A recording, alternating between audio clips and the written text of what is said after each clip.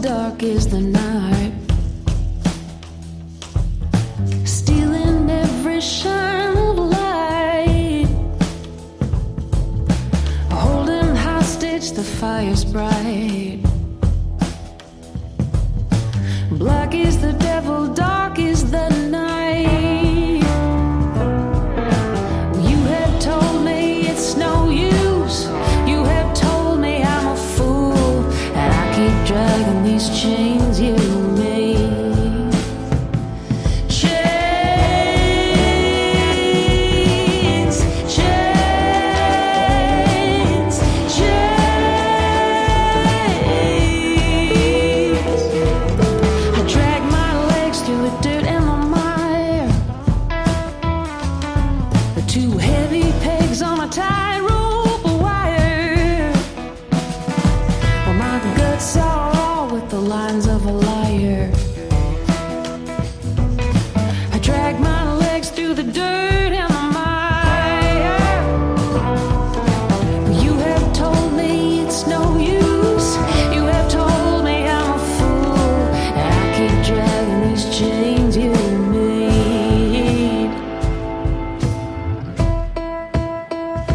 Chains, chains, chains, chains, chains,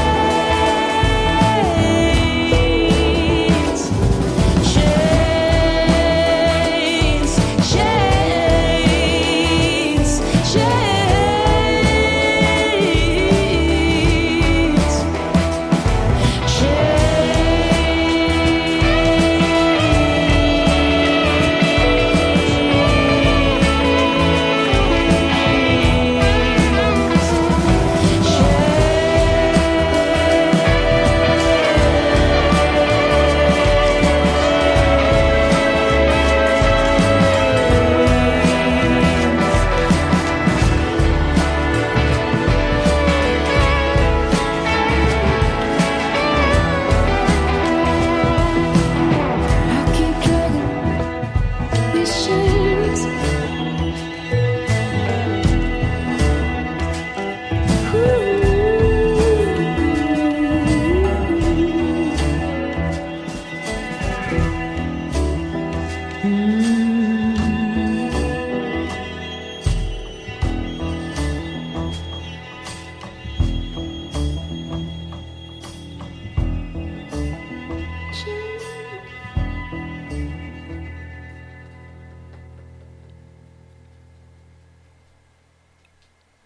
All right, good evening, everybody.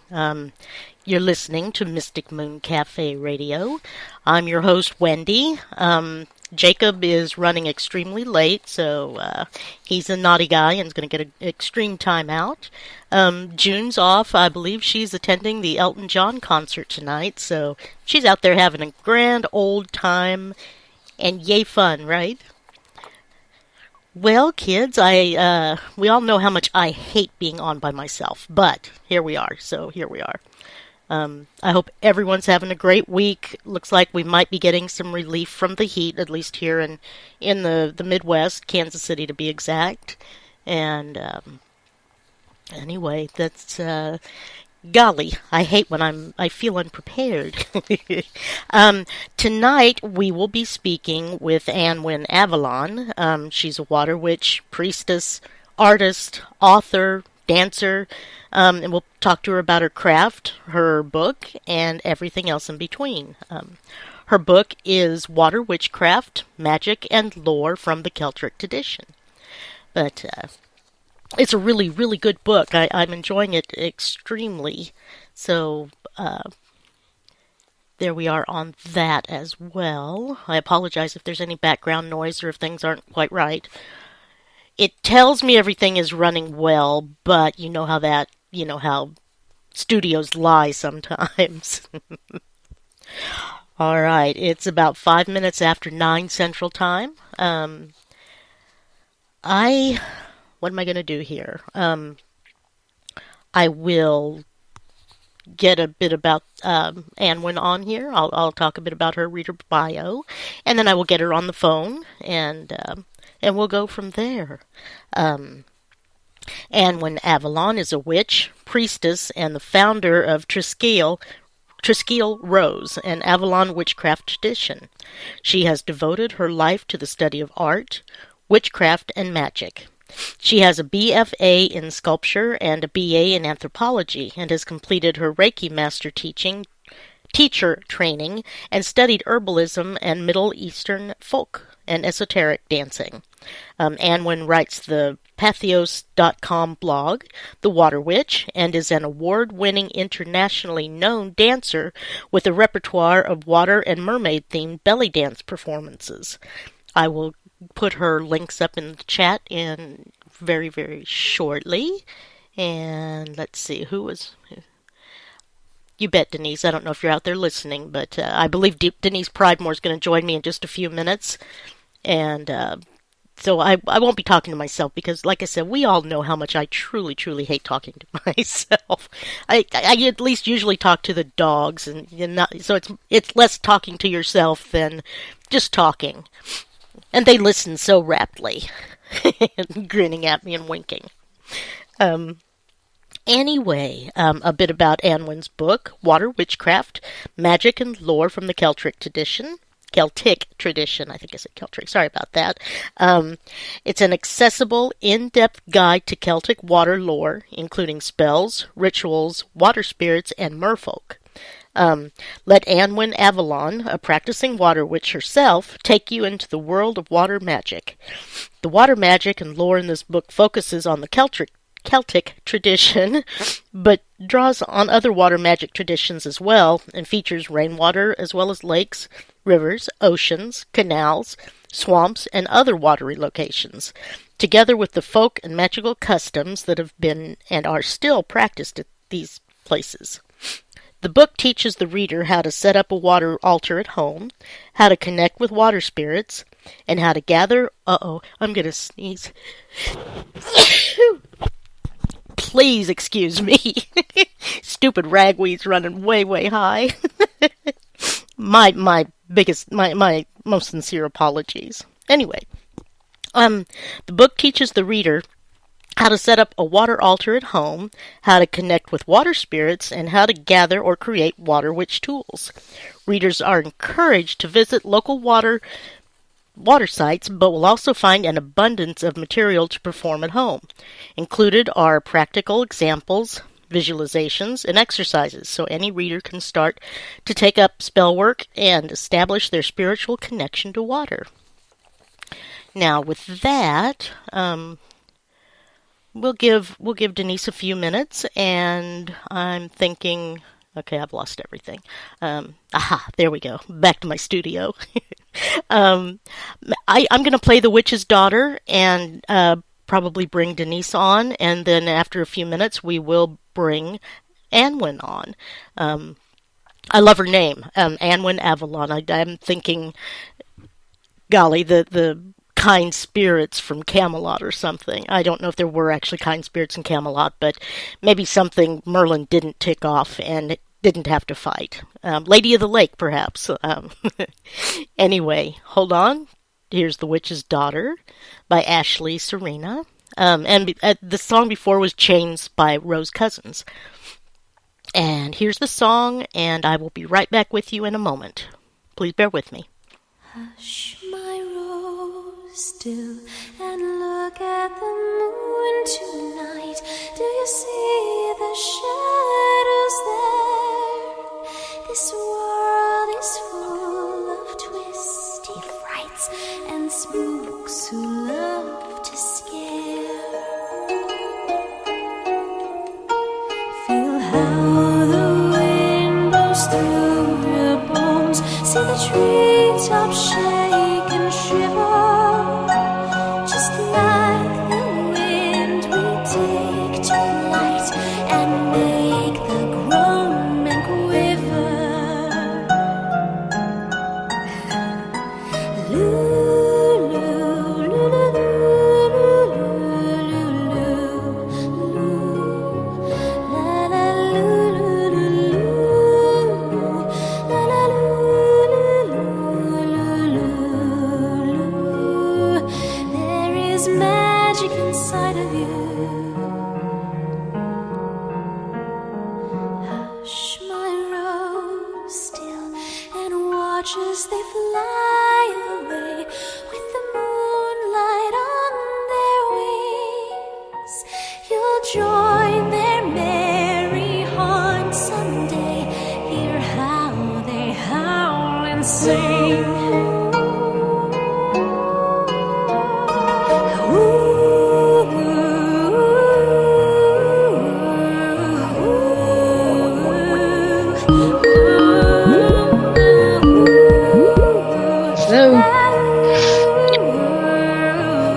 Let me make sure that you're not on speaker.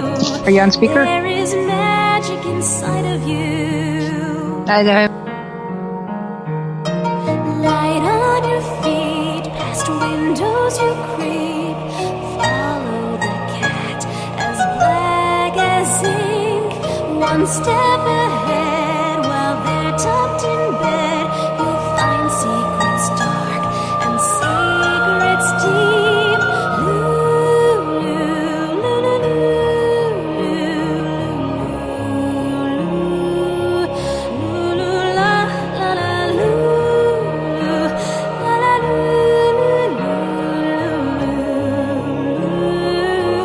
There is magic inside of you.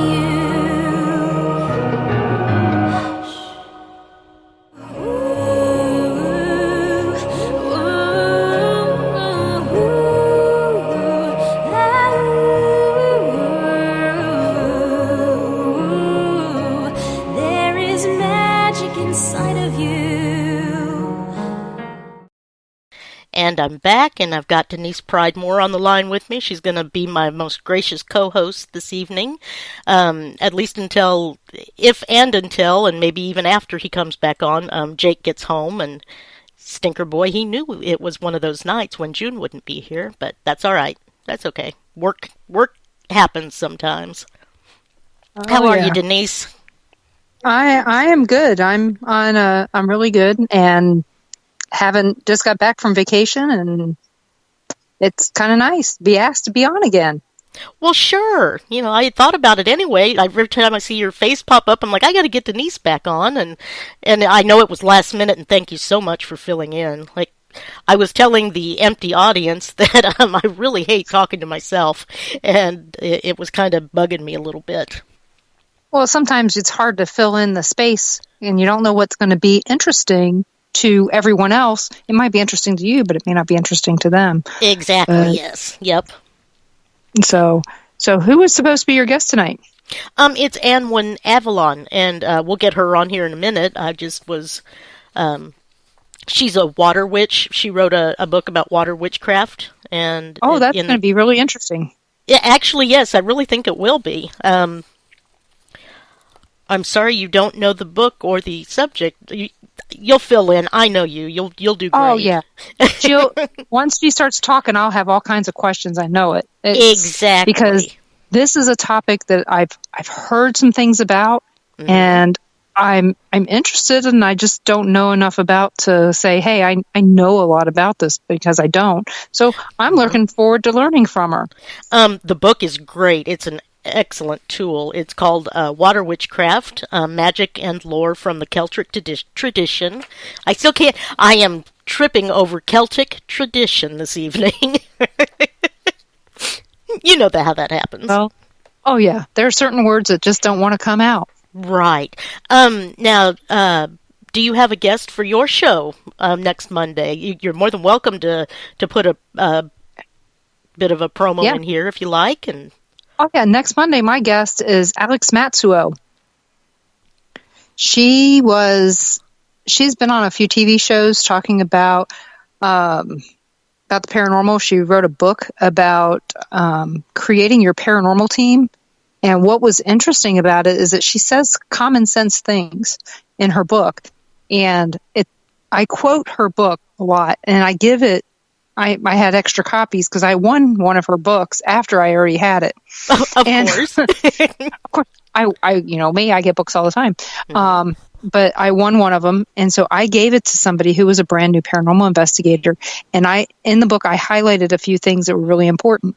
And one of the things that she says that is extremely important for people to understand is, you don't go into someone's house and say it's a demon, because if you do, every other investigator that goes in there has to spend all their time proving that it's not. Understood. Yeah. That is a good common sense rule. Yeah. So if you know that it's a demon and you're positive it's a demon, you can't abandon that family. You have to stay there until it's taken care of, because you're not living in that house they are. So I've always taken that approach that if I'm going into a house, I'm not going into it to investigate it. I'm going into it to take care of it. If it needs to be, if they want it to be cleared, not that the spirit needs to be crossed over, that the spirit just needs to move on out of that space. Mm-hmm. I'm going into there with that. I ask them before I go, mindset. What is your goal? Mm-hmm. Yeah, what is your goal? Do you want the negativity cleared out of here? Do you want all the spirits cleared out of here? What do you want? Because I'm going to come prepared to do what you wish. And I'm not leaving until I'm sure that this is done. Fantastic. And because it shouldn't be a long, drawn-out process. I shouldn't be going in there to get that family on TV. I agree, yeah. That's not my job. My job isn't to get me on TV. My job isn't to do anything other than help them get to the next step, whether that is to get the spirit to move on to the next place. And I don't know what that next place is. It's just not here. Kind of like one of the rock songs says, you don't have to go home, you just have to go. Right? I don't care where, just going. And so right before we left on vacation, we had a woman over in Missouri contact us and told us that she was having all these issues. So I told Ron, I said, we need to go. And he goes, can't you call someone else? And I said, no, because someone else, she wants us to come because she doesn't want an investigative team.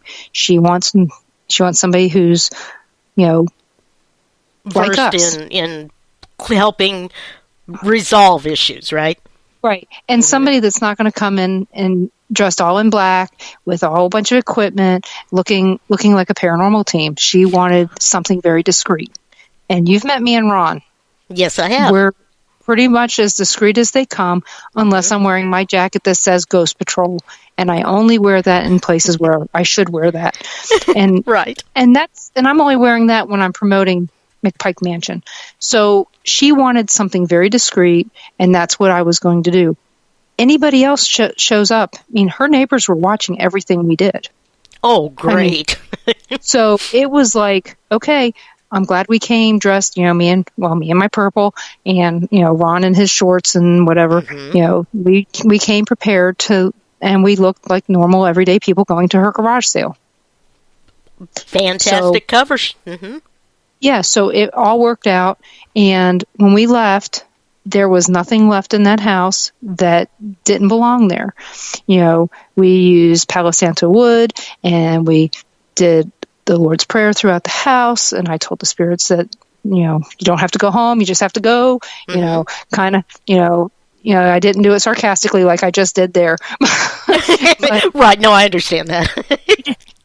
But, I was very forceful and I made sure that the spirits saw that the lady of the home gave me permission to tell them, that at that point in time that she gave me permission to take control of the situation and all that and, things like that. And then of course we also, smudged the ladies of the house and the porch and the yard and all that stuff, but in a very discreet way to where nobody realized what was going on outside the house. So, when we left, I didn't feel anything there. Another paranormal investigator who was her friend attended this as well, and he felt the same way we did. Okay, this does not account for if somebody's mentally unstable. Right.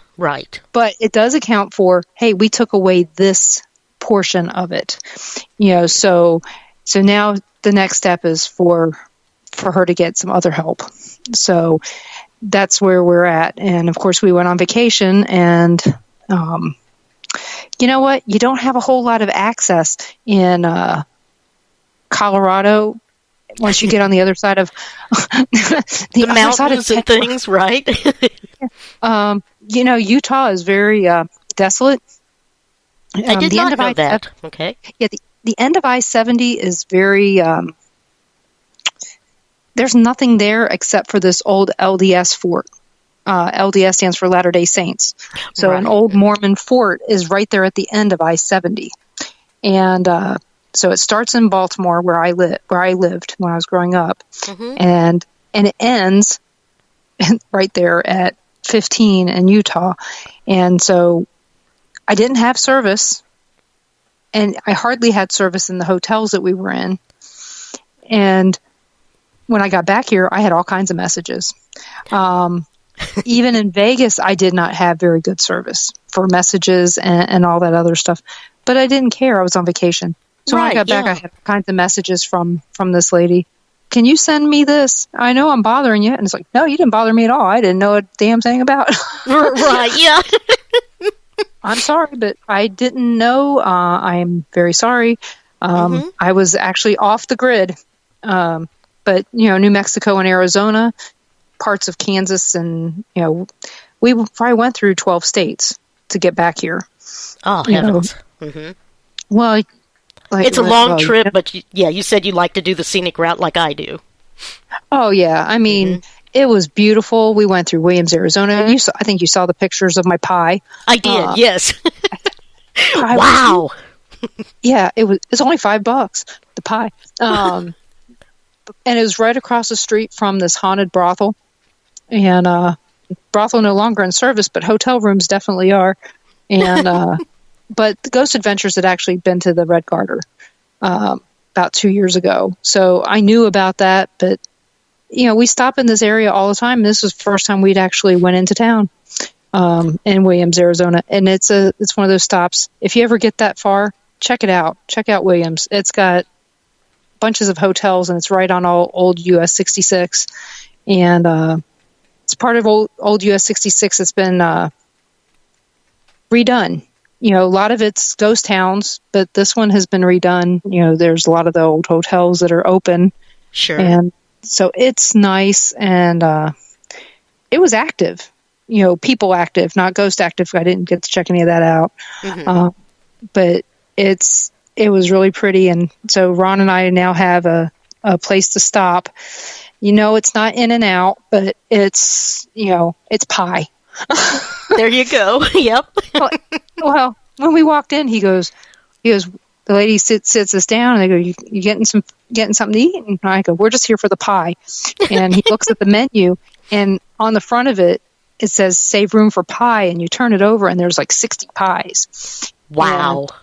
And the pie is a meal by itself. And so, needless to say, we had eaten it in and out an hour and a half before. We weren't hungry until we got to, we stayed in Gallup, New Mexico. So that's about 4 hours away, and we still weren't hungry. Oh, boy. So it was, there's a lot of pie. Yeah, I saw the pictures, and it looked as big as a regular, salad plate size, if not bigger. Oh, yeah. Oh, yeah, and Ron got cheesecake, and it was just the same. It was the same size, and I mean, like I said, there was 50 pies, and some seasonal ones. But my sister came back with, I don't know about you, shoes, but I'd have gotten. That's all I would have gotten was the coconut cream. I said, that's what I got. So apparently it runs in the family. Apparently so. Mm-hmm. And but that Pine Country restaurant is worth it. It's a lot of people go to this town to stay there so that they can take the train to the Grand Canyon. Oh, so, okay, neat. So they have a little train that leaves there every morning at 9:30 in the morning that takes them to the Grand Canyon and comes back at 3:30. So, but I did not realize how much it cost to get into the Grand Canyon National Park. I'd never even thought about it costing. Is it expensive now? $35, so $17.50 a person. Oh my gosh! Well, oh my gosh, that's just wrong. I can see if you were going into camp. Yeah. Yeah. And it's like, okay, so I can get up there for $90 round trip, me and Ron, for the two of us on the train, but I still have to come up with $35 to get into the park to see a hole. You're right, to see a hole. And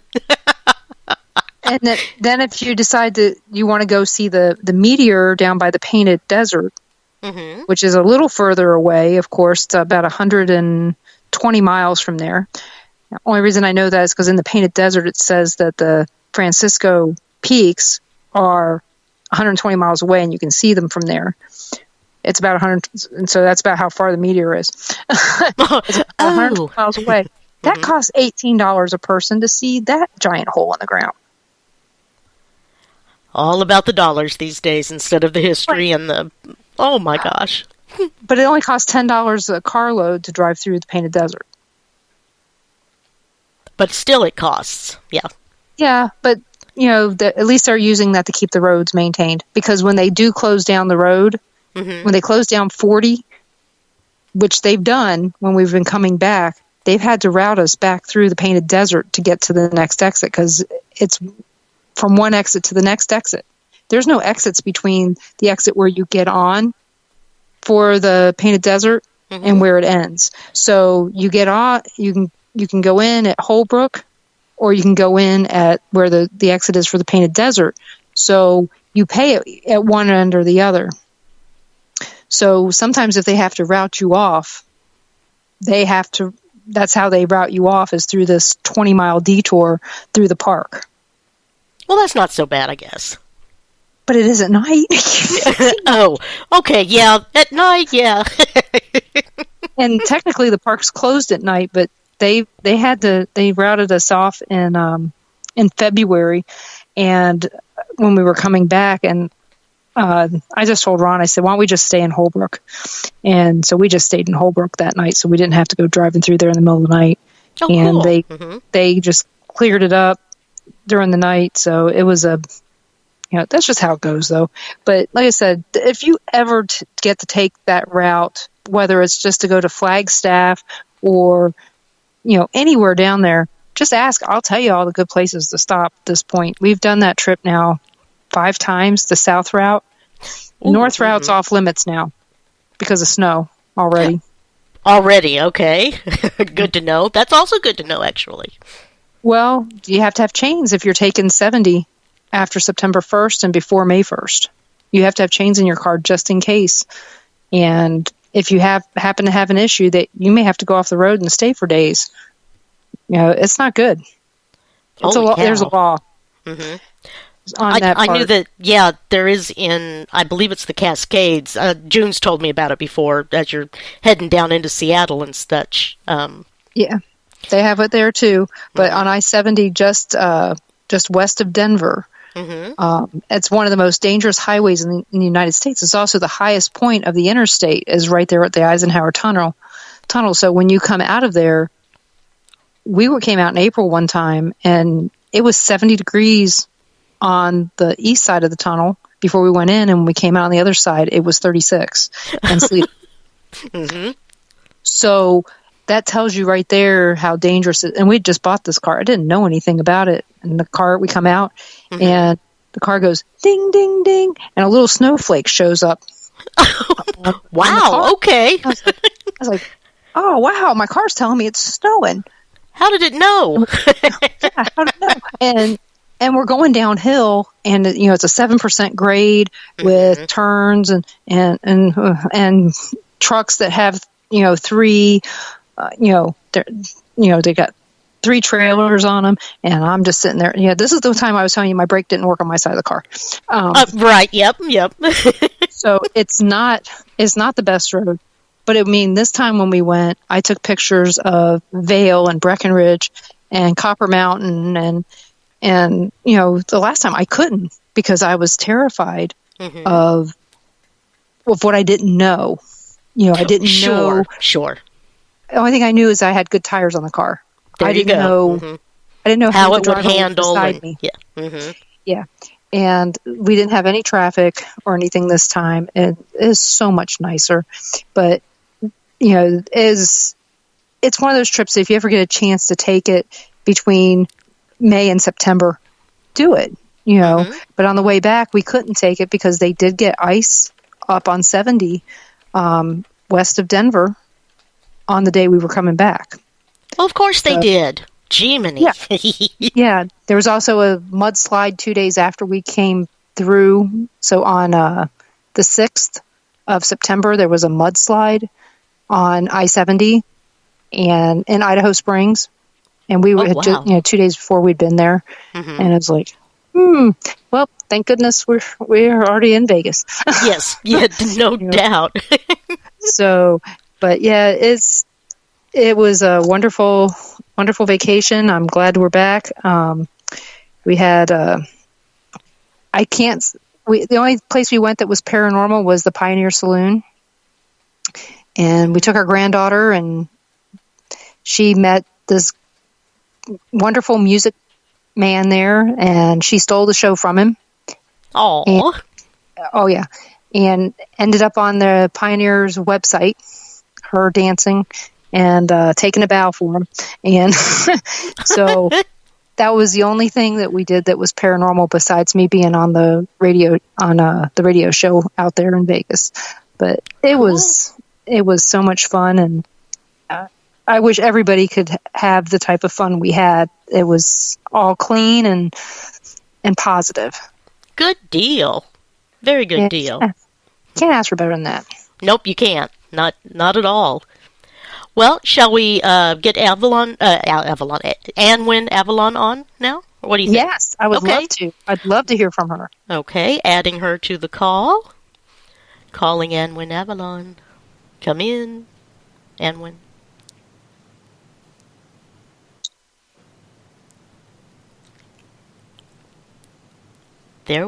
She's unavailable. All right, well, we'll... Yeah. Oh, well. Yeah, might as well keep talking then until we can figure a way to... Well, we did find out one thing. Yes. My apple butter apparently is the light of the town, and I heard that on the show. Well, you know, David Glidden, I was teasing him a few weeks ago. He goes, ask me my top 5, anything. Mm-hmm. And I said, top 5 apple butters. And he goes, trick question. Mm-hmm. But you already know this because people, you've heard it said before, my apple butter. And so I took apple butter with me to Vegas because Tina out there who runs KCOR radio out there, and Sean Whittington, I can never get them anything, can't ever take them stuff because we're usually flying. So this time, since we drove, I took a case of apple butter and jalapenos with me that I had canned, and so I gave them to them. But I also took extra for friends that I had just seen, and you may know them, Katrina Cooper and Rhodey, and them. They're going to Vegas next week, and they're going to be on Sean's show. So I dropped off apple butter for 5 mm-hmm. while I was there. So I get a message on the way back telling me that my apple butter should be called Viagra butter. Oh, well. I was like, I don't know if you should be sharing this with me then. Yeah, that's so interesting. And yeah. And apparently it was well liked in Vegas. And there's been threats against Sean that if the apple butter is not there for the Texans when they get there, that he might be hurt when he gets there. Oh. So, oh, whoops! Annwyn, can you Hi. call? Hi, can you call back again? I think I put my other call on hold. I didn't get him synced right. Oh, okay, sure. I'll hang right up. Thank you, ma'am. Okay, Denise, are you there? like, can you send more? I said, I'll bring it to Vegas. You guys can take it home with you. So Cool. I know it's still not going to be enough, but Hello? Hi. Hi, Annwyn. Hi. Hello. Sorry about that. I hit the take call instead of the merge call, and we're all on now, right? Yeah, and I don't know why it wasn't showing me as active, but I've been here. So oh, good. yeah, technology's being strange today, I guess. It seems to be, yes. Yeah. Yeah, That just it is. happens. I Don't know what agree. to blame it on. Hi. I brought Denise on with me.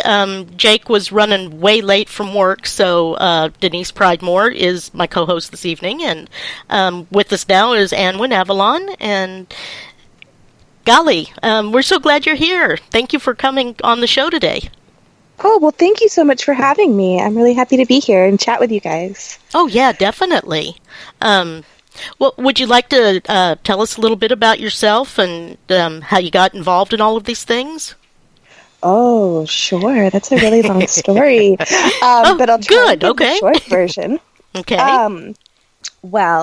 So my name's Annwyn. Annwyn Avalon is what I go by, and I have been practicing magic for probably my whole life. But it wasn't until my very late teens, very early 20s, that I realized what magic was and that it existed, and that there were people out there that considered themselves to be witches and magicians and that type of thing. And I blew my mind right open, and I was like, well, tell me more about all of this. And that started a very long process of many years now, of not only diving in academically and learning about this type of stuff, but the hands-on experience and training and learning and doing as much as I could to become really proficient in many of the things that I do. And my magic practice, or witchcraft practice, and belly dance, they actually evolved together. And so I've been dancing for almost as long as I've been practicing. And so it turned into, after several years, I kind of got burnt out with just the regular dance scene, and I wanted more. And so I started exploring dance as sacred and dance with intention, or sacred dance, or magical type of dances. And I found out that every single culture has some type of dance that is for a spiritual significance. And so today with dance, I do focus mostly on sacred dance or ritual theater. But as far as the water magic goes, I was born under the sign of Cancer with a Pisces moon, and my mother was an Aquarius, the water bearer. When I went through my training, probably one of the most intense trainings that I went through, where I studied to become a witch and a priestess, I was trained by someone that was a quadruple Scorpio, and his wife, who was also a very watery person, had a lot of water in her natal chart as well, Cancer Sun, as well as some other things. And that was an underlying current through everything. Backing up a little bit, when I first started circling with other people, it was on an island near the water, and our circle ended up having an adopt-a-beach. And so I actually started to practice on the beach, and my practice still has kind of been at the water's edge. So this was actually way back in the early 2000s. I was living in Japan on a small island called Okinawa, and I was teaching dance, and I was dancing at the Turkish restaurant, and I was circling with this group. And the beach that we had a shrine to the sea goddess. And so I began kind of working there and bringing offerings and tending it. It was kind of fallen away, disrepair, like people had kind of forgotten about it. And time turned, and I moved. I left the island, and I ended up in North Carolina, again by the beach. And so all of this water, I mean, I could tell you 100 different things where it was all just water, water, water, and this connection to water. But time turns, and I end up in Arizona, and I'm there for about 4 years, and it's Phoenix. And that's difficult for someone so deeply connected to water to go and live in Phoenix. Mm-hmm. And so that, oh yeah, it was very difficult for me. I had wonderful social connections, but the climate was just not right for me. But while I was there, I started to supplement my practice. I couldn't go to the beach on a regular basis. And so I still needed to practice. And so I started coming up with really creative ways. Sacred bathing, working with Reiki and water, using water to cleanse instead of smudging. And so then I started finding out that there were really amazing sacred water sites in Arizona. And I had no idea because I just figured there was no water. Yes. Yeah. You don't think of it. Yeah. It's arid. It's desert. Yes. Now, one of them is close to Sedona. It's just outside. It's called Montezuma as well. And it was tended by a holy person that had a hut right above the lake. And if you go visit, they've got a nice little write-up that you can read all about it. And then there's Tonopah Hot Springs, which is just west of Phoenix. And then, of course, there's things like canals. Well, I mean, those aren't sacred, but there's canals and there's man-made lakes. And so I started looking into that as well, because if, you know, this body of water here has certain energies to it, then a man-made lake should as well. And so all of that compiled into so many years of study and practice and academic research. I piled all of that into what was birthed about 5 or 6 years ago called the Water Magic Course. And it was 9 months of intense water magic for anybody that wanted to learn everything and anything that I had ever come across. And after offering that for a few years, my best friend, we were actually at a conference, and she basically is like, you're going to go take your course, and you're going to go talk to that person right there, and you're going to tell them that you're going to write a book. And I was like, no, I'm not. Right. And then she's like, well, I'm going to go get you food, and you're going to do that while I do. So I was like, okay. All of that. Okay. Yeah. Yeah. So I did. And she was very interested. And the next thing you know, contracts, books, writing, drafts. And then the book came out, and it's half of what I wanted to put in there. So I actually am pleased to announce, this is actually the first big public place where I've announced it. I have signed contract for a second water book with Weiser. Oh, so fantastic. That will be out in 2020. Yes, that's very new. So but that's happened. Congratulations. So, yeah, yes. I'm really excited because everything that I didn't get to put into the first book is going to be in the second. So I learned a lot writing. And I learned, I think one of the biggest lessons I learned was if you're contracted for 60,000 words, they don't want 90,000. They get mad. So good to know. So yeah, overachieving is a bad thing, which I guess I didn't know, but that makes it easier, I guess, for round 2. So that's kind of the very short, condensed version of how I got into everything. Wonderful. There's a reason for that. There's a reason for that, why they tell you 60,000 words, because they know about how many pages that's going to be. And if it's too many pages, it's too expensive and nobody's going to buy the book. Exactly. Yes, that's what I've learned, which I'm, if I want a book, like, I don't care if it's like 5, 10, 20 pounds, I want the book. But I know that like most people aren't like that. So, you know, I've been known to go on vacation and haul home 10 hardbacks in my suitcase and not really care about like the price. But I know that that's different for other people. You know, I think that I've got these 2 or 3 books that are just so big and so heavy, and I just love them. But you're right. Most people, unless you're a little bit of a esoteric book nerd, aren't really interested in carrying around a 20-pound book. Right. That's why it's better to write a second book with the same amount of pages as the first one. You can get more information in there, and you sell basically not the same book twice, but the whole book that you wanted to sell twice.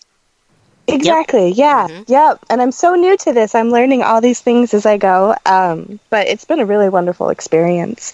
And I'm quite happy.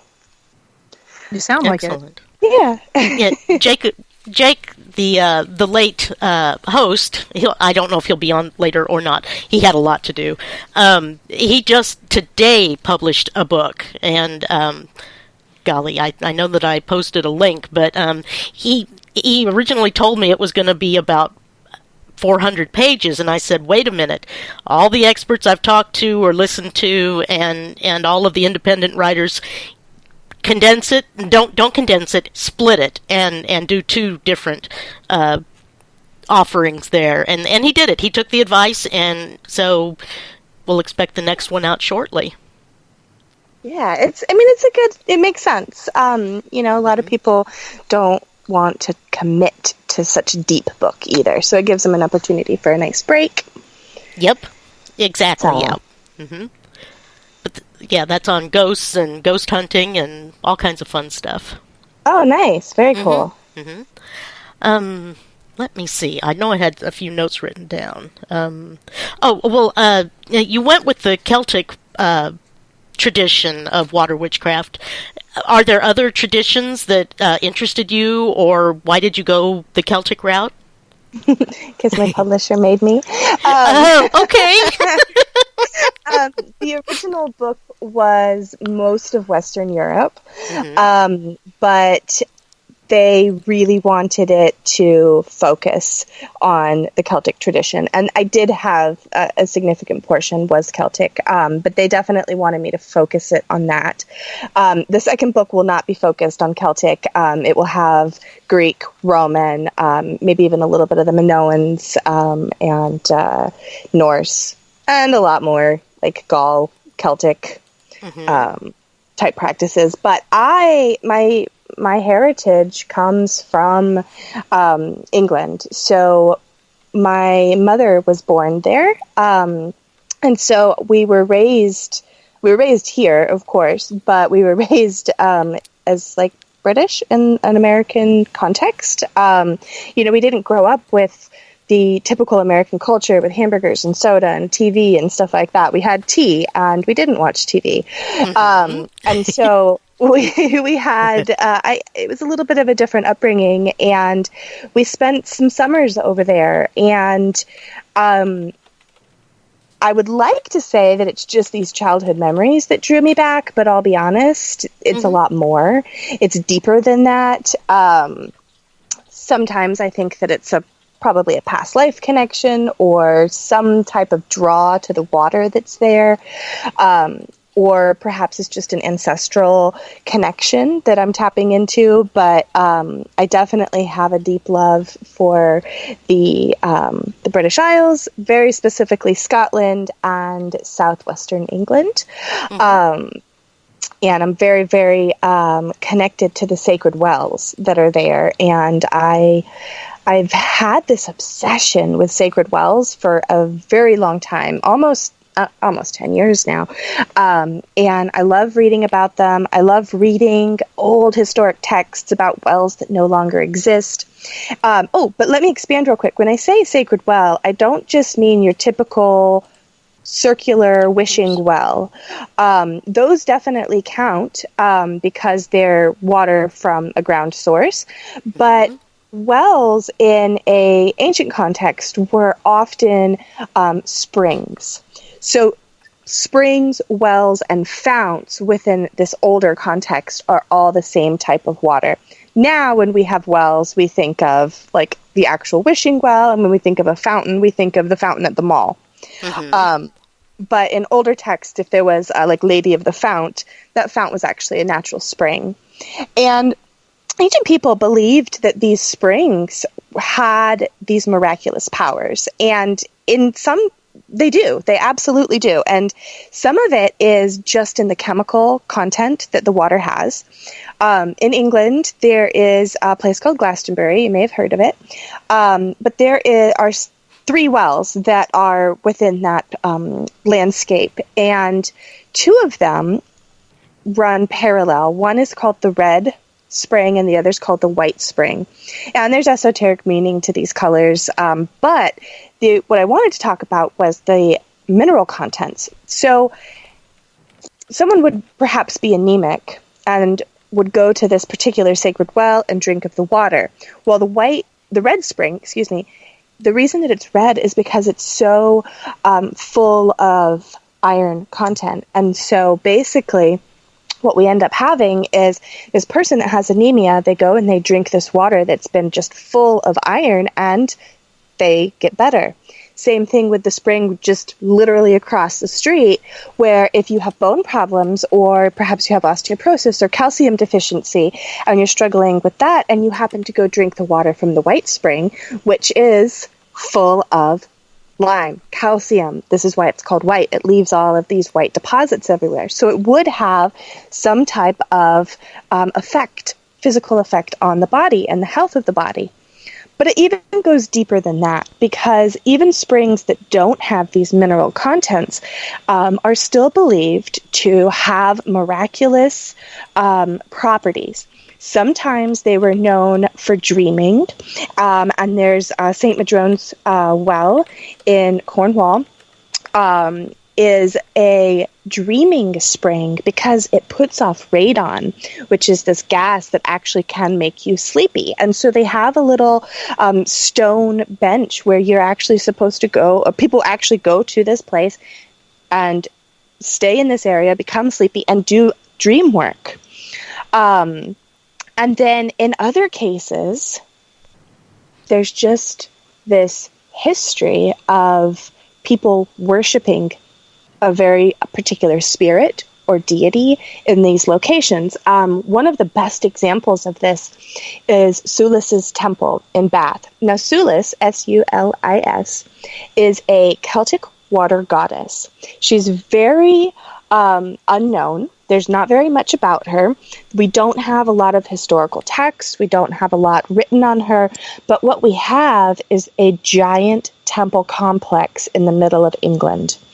Now, the Celts originally worshipped her in this place, in this general landscape. And then when the Romans took over and occupied, they built this gigantic Roman temple complex on top of this place where the Celts used to worship Sulis.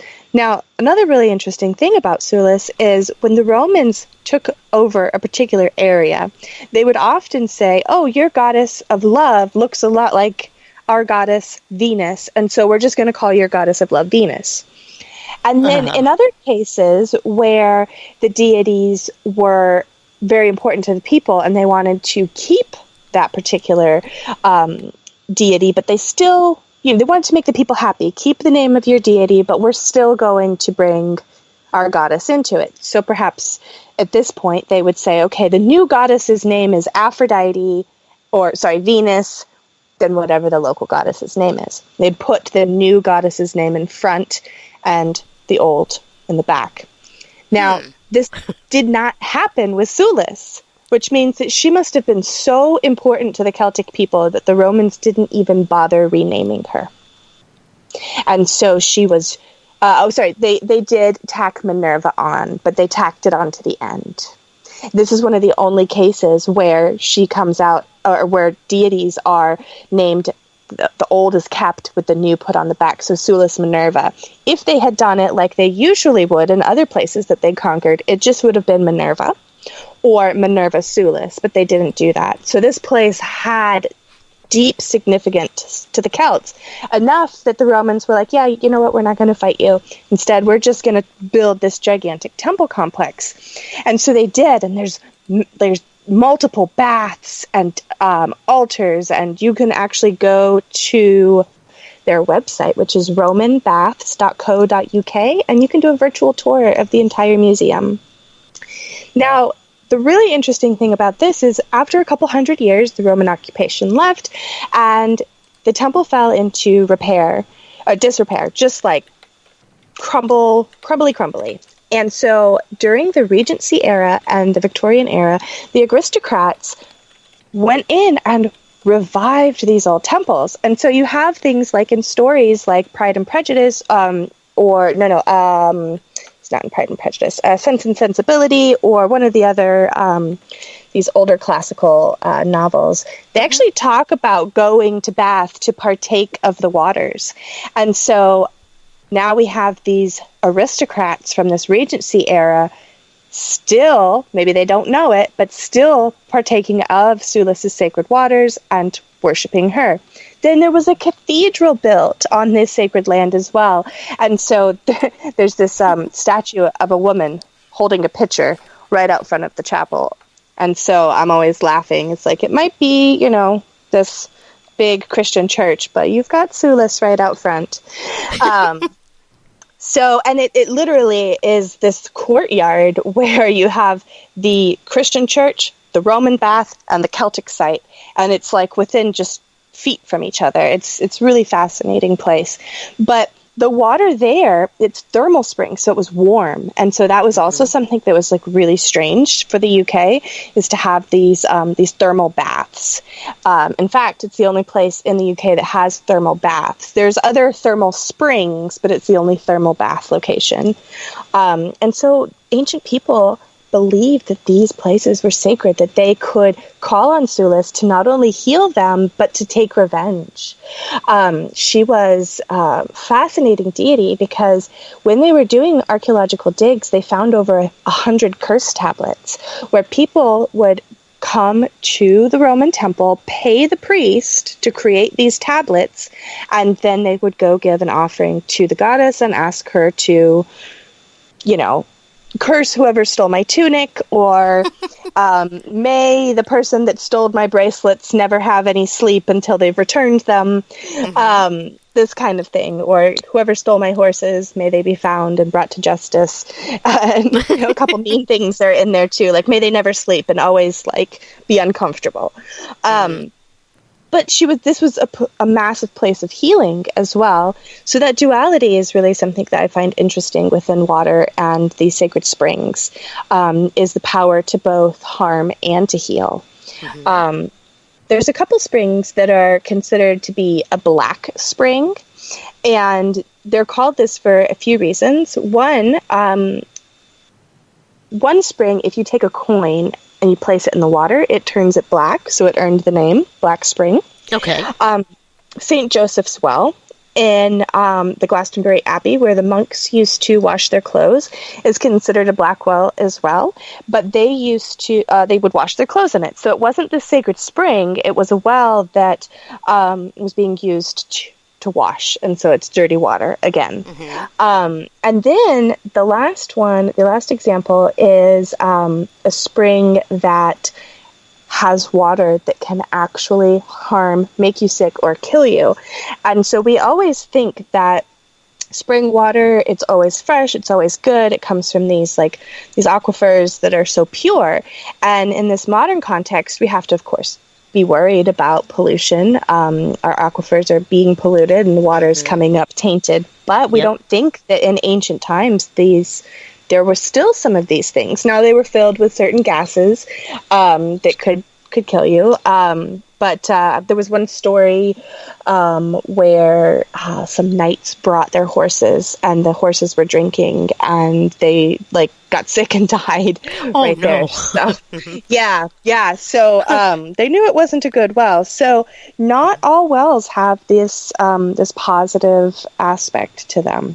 But I think one of the coolest things that we still practice is the art of putting coins into fountains or into wells. Anywhere you go, at the mall, the nice outdoor fountain at the grocery store or shopping center, wherever, at the park, there's coins. People throw these coins into the founts and they make a wish. Now, where does that even come from?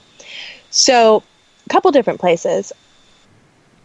Probably going back to about the 1400s, Mother Shipton. Mother Shipton has a place, a sacred well, a wishing well, on the east side of the UK. And she was quite interesting. She was born to a 14-year-old prostitute in a cave on a night where it was quite stormy and lots of lightning. and she came out and described as crooked. But then from there, her story takes on that of the witch, where she grows up and nobody in the village likes her. She can prophesy. People do mean things to her, and then bad things happen to them. Two different kings waged verbal war on her and said that they were going to come and kill her, and they never made it into town. And some of her her prophecies actually predate Nostradamus by, don't quote me, but it's about 50 years, because she was born before he was. And today it's the oldest tourist attraction in the UK, and you can go and visit her sacred well. Now, part of it is a dropping well, and I'll come back to dropping wells. Okay. But the other part is the wishing well. And so here you go and you put the coin in and you ask Mother Shipton, the ancestral Mother Shipton, to grant a wish. And it said that she still presides over the well and that she still grants wishes. But I think it goes even further back than that. And it goes all the way back, maybe even from the Celts to the Romans to the Greeks, possibly even further back, the act of giving a votive offering to a deity or a spirit. And so a votive offering is an offering that is something that is freely given without the intention of taking it back. And oftentimes these things were broken before being deposited in the area. Many of the offerings were deposited into lakes or into springs or wells. And we see this with the Celts. The Celts were putting swords and jewelry and chariots in lakes as offerings to these deities that lived or dwelled within the waters. Wow. And so, okay. Yes. So then we have stories, take that a step further, then we have stories of wells that have spirits, or wells that speak, or water nymphs that dwell within the wells. Mm-hmm. And so and we know from pop culture, which is just pulling on hundreds of years, thousands of years of folklore and mythology, that mermaids and water spirits hoard treasures, and they love to have treasures. And so if there's a water nymph that happens to dwell within this sacred well, when you're putting your wishing coin in and you're saying, okay, here's my coin, water nymph, here's the offering, and now I make my wish, reciprocity, will you give me something back in return? And so it's this old act of reciprocity with the water spirits. I give you something, and perhaps you'll grant me this favor. Mm-hmm. Right. But we don't know this. I mean, we're still practicing it today. We're going through the motions. We just don't understand what's happening. So, go ahead. Sorry. Oh no. Jake has joined us. He's in there somewhere. I didn't know if he had any questions or not. And so I don't want to interject and disrupt the flow of the broadcast, but I was really interested in marsh witches and marsh creatures. Oh, okay. Yeah. Because in your book, you did a really great job of talking about if you take a marsh or a bog, even though, water is generally life-giving, nothing grows there. But the creatures that do are known there for their fertility. So you got this weird duality going on there. Yes. Water has that in general, just that duality. It is light and dark, always. And I think that we do a little disservice to the water when we think of it as only light or only dark. So speaking of marshes, I did put Mother Shipton under the swamp or marsh witches. And we were just talking about her. So that's good, or at least I think that I did. Or I did it or I believe that I did in one particular place. It may have ended up in the actual course. I read the name, but I don't remember the exact spot now. I'm reading all of the ladies in the book, and do I, when I'm talking about witch, do I say lady? Is it okay? I don't. Which gender Like, should I don't, like, this Or will this you ain't my curse forte. him I back do to ghosts. yeah. Okay. He's still playing catch up, so Yeah, I know. But so you've got, of course, it's in Celtic, so get ready for the slaughter of the names. Earhen Rock, the Old Witch. We've got the Laidley Worm of Spindleton Huff. Aunt Alsey. Toad on the Road. The Harpist. Oh boy! Wow. Yeah, because that's Welsh. Yeah. And he is Welsh. Actually, my dad's from Wales. Oh, awesome! Yeah, Welsh is very, very fascinating. I actually I tried to learn Welsh for 6 months, and it is incredibly difficult. But I wanted to know how to say the Lady of Llyn Van Fach, because I knew that it wasn't Lynn E. Van Bach. So, but I feel like Mother Shipton got shifted around, and I can't remember where I put her. But so the marsh creatures are absolutely both that of this death and underworld energy, but also this fertility energy.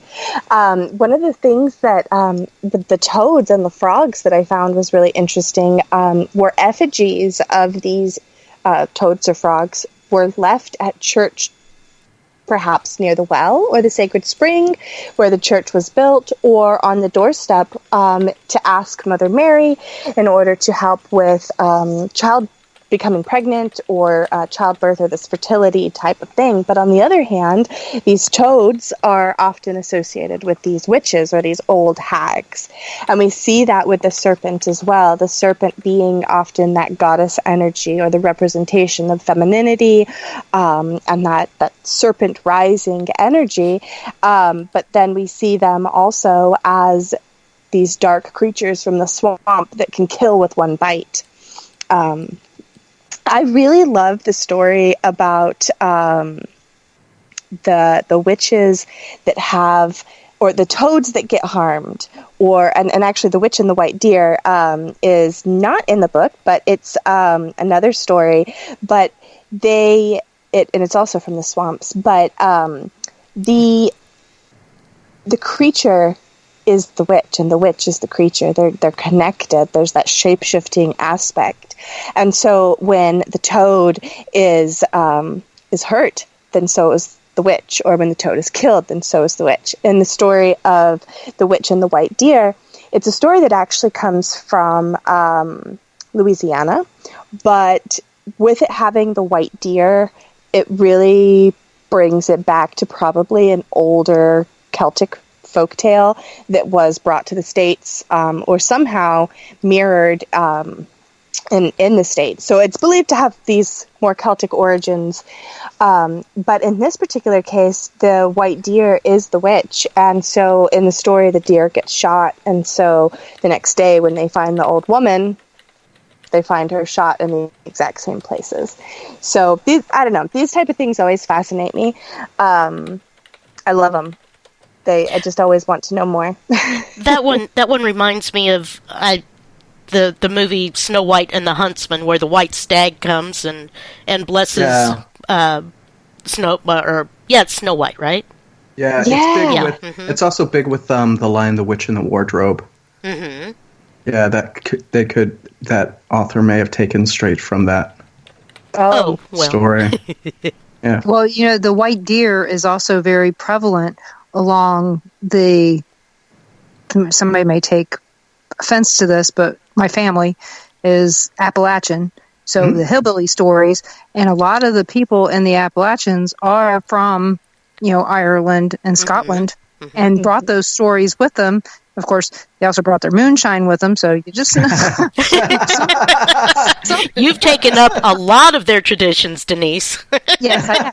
But a lot of these stories have gotten mixed in with a lot of American stories as well. Not with a lot of the Native American stories along the lines as well. So, but like I said, I know my family has told some of those stories from my Scotch-Irish side of my family, and just recently found out that part of my family is also Viking, and some of those stories also came from the Viking side. But like I said, in the Appalachians, it's all over. And I guarantee in the Ozarks, it's the same sort of stories also came the same direction when people moved west, probably from the same regions that we're talking about. Yeah, absolutely. And these sometimes. So I go two different ways with this. Sometimes I think that it's just like exactly what you said, like things have been passed down and it's stories that people are telling over and over. And then sometimes I think that these types of stories these stories can be archetypes. And so you see the similar stories playing out over and over and over again throughout different cultures in different but similar ways. I think Joseph Campbell touched on this a little bit, yes, where that's very universal, where you may have ones. Yeah. Exactly. Yes. I took a class on Joseph Campbell. Actually, I took 5 classes on Joseph Campbell out here, and it was an honors thing. And I have like 12 books on Joseph Campbell. And if anybody's out there listening, a lot of the stuff is out there online, and you can listen to it in your car on YouTube and not watch it. You don't have to watch it. You can listen to it. And it's amazing the stuff that he said in the 70s and the 80s that is prevalent and important still today. Oh, yeah, definitely. I'm going to drop a link to his top 25 quotes. Oh, yeah, he's got but again, I mean, his stuff comes back. It goes full circle every time you turn around. And, Star Wars is one of the big ones. But, but we could talk Joseph Campbell for 5 hours. Oh gosh. Yeah. I listened to, I think it was like a 6 or 8 part CD escaping from Arizona to the Pacific Northwest. And so I listened to that entire thing the whole way, and it was wonderful. He has some really amazing stuff, and Star Wars, yeah, that's the hero's journey there. You had said something about C.S. Lewis, and maybe he was tapping into some of that. But, I don't know if it's true or not, but I've heard that C.S. Lewis and Tolkien and even like Lewis Carroll and some of these other very popular writers were in magical lodges, Masons, Freemasons, or secret societies, and that some of the esoteric subject matter is woven into these stories. And so it's quite fascinating to me. All you gotta do is pull up their obituaries and you can find out. Yeah, I believe that some of it came out like after, as people were going through their stuff, and they were like, oh, look, we found all his Masonic gear. Interesting. But, folklore is so important to not just a spiritual practice, but I think it's really important universally, but within witchcraft and magical practices or cultural magical practices, it's really important that you pay attention to the folklore, because the folklore gives us these hints or these tidbits of how to practice magic, how other people encountered these spirits, and then how they were able to work magic or protection. Like what we were just talking about, the worm of Spindleton Hugh story. In here, it's just a paragraph. It's a small paragraph, but it tells you so many things. The king found the witch, right, near the well. And so then he took 3 drops of water from the well and flung it on her. But it's 3.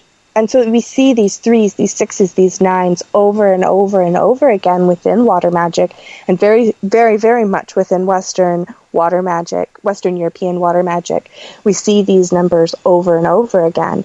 And so here he's using sacred water in the Trinity, or the number 3, to protect or to banish this particular evil spirit. In this case, she's marked as being a not good witch. But then, and so it was a shape-shifting because it turns her into a wrinkled frog. But in another version, she's struck with a rowan wood wand. And so we know that rowan is used traditionally in Scottish magic to protect against witchcraft, very specifically to protect against other enchantments or witchcraft. And so here we have one version where a rowan wood wand is used. Okay, that's great. But if you don't have rowan wood because you live in Arizona, 3 drops of water from a sacred well works just as good. And so there's these little bits and pieces to decipher in these stories. I actually got someone gave me a not great review because they said the book had too much folklore and not enough witchcraft. And to me, folklore and witchcraft, even though they're definitely different things, they are so similar and they overlap in so many places. They go hand in hand, pretty much. Yeah, hand in hand. Perfect. That's exactly. You really can't have witchcraft without the folklore, and you can't have folklore without encountering some type of witchcraft. Right. Yeah, exactly. that's where I was thinking. As you were saying, getting ready to say that, I was getting ready to say, hey, you can't have one without the other, you know. Exactly. And these folk stories, I mean, they are someone else's encounters. They're just, instead of reading their diary, they've just been told to their friends who told their friends who passed it on for hundreds of generations. And, we have that whole, the telephone game where you stand 10 people in a row and you whisper something to the first person, and by the time it gets down to the last person, it's different. And that's true, but they have also done studies on closed cultures, closed indigenous cultures that have not had a lot of outside influence, and they have taken some of their stories that they're still telling thousands of years later, and they haven't been tainted by outside cultures, and they match a lot of the other cultures' origin stories. So, yes, the telephone thing can be happening, but within certain cultures, the stories can also be quite close to the originals. Absolutely. So, and spirit work is another thing that I think is so important with witchcraft and goes hand in hand. I know that there's a little bit of a atheist witchcraft movement out there, and much respect to that, but it's not something that I understand or resonate with very well. For me, witchcraft is working with spirits, whether you're working with just the spirit of the universe, the spirit of water, or deeper into these water goddesses or these land spirits or these nymphs. It's spirit work, or even just ancestral spirits. And ancestor veneration is spirit work. So even if you're just talking to great grandma, it's still spirit work. And I think that pulling from the past and pulling from people that have encountered these things, we can put together a framework for our practice. Now we know, too, that there's a lot of stories about this particular creature being malevolent, and so we can avoid it, where then we have wonderful stories about positive spirits, and so we know that they're easier to approach. And I think that it's really important that we learn from other people who have also interacted with these spirits, and bring it into our own practice. And of course, once you start working with the spirit, things will maybe change. And obviously, the spirit world has evolved, just like the human world would, or has. It would be silly to assume that the spirit world is still stuck in the ancient Celtic days. They evolve just as we do, and they adapt. And so it's great to look to folklore, but it also can't be a concrete thing because, like us, the spirit world is ever changing and ever evolving. Yep. It's like water, it ebbs and flows. Yes, it does. Oh, dropping wells. So did you want to hear about dropping wells? Oh, please, yes.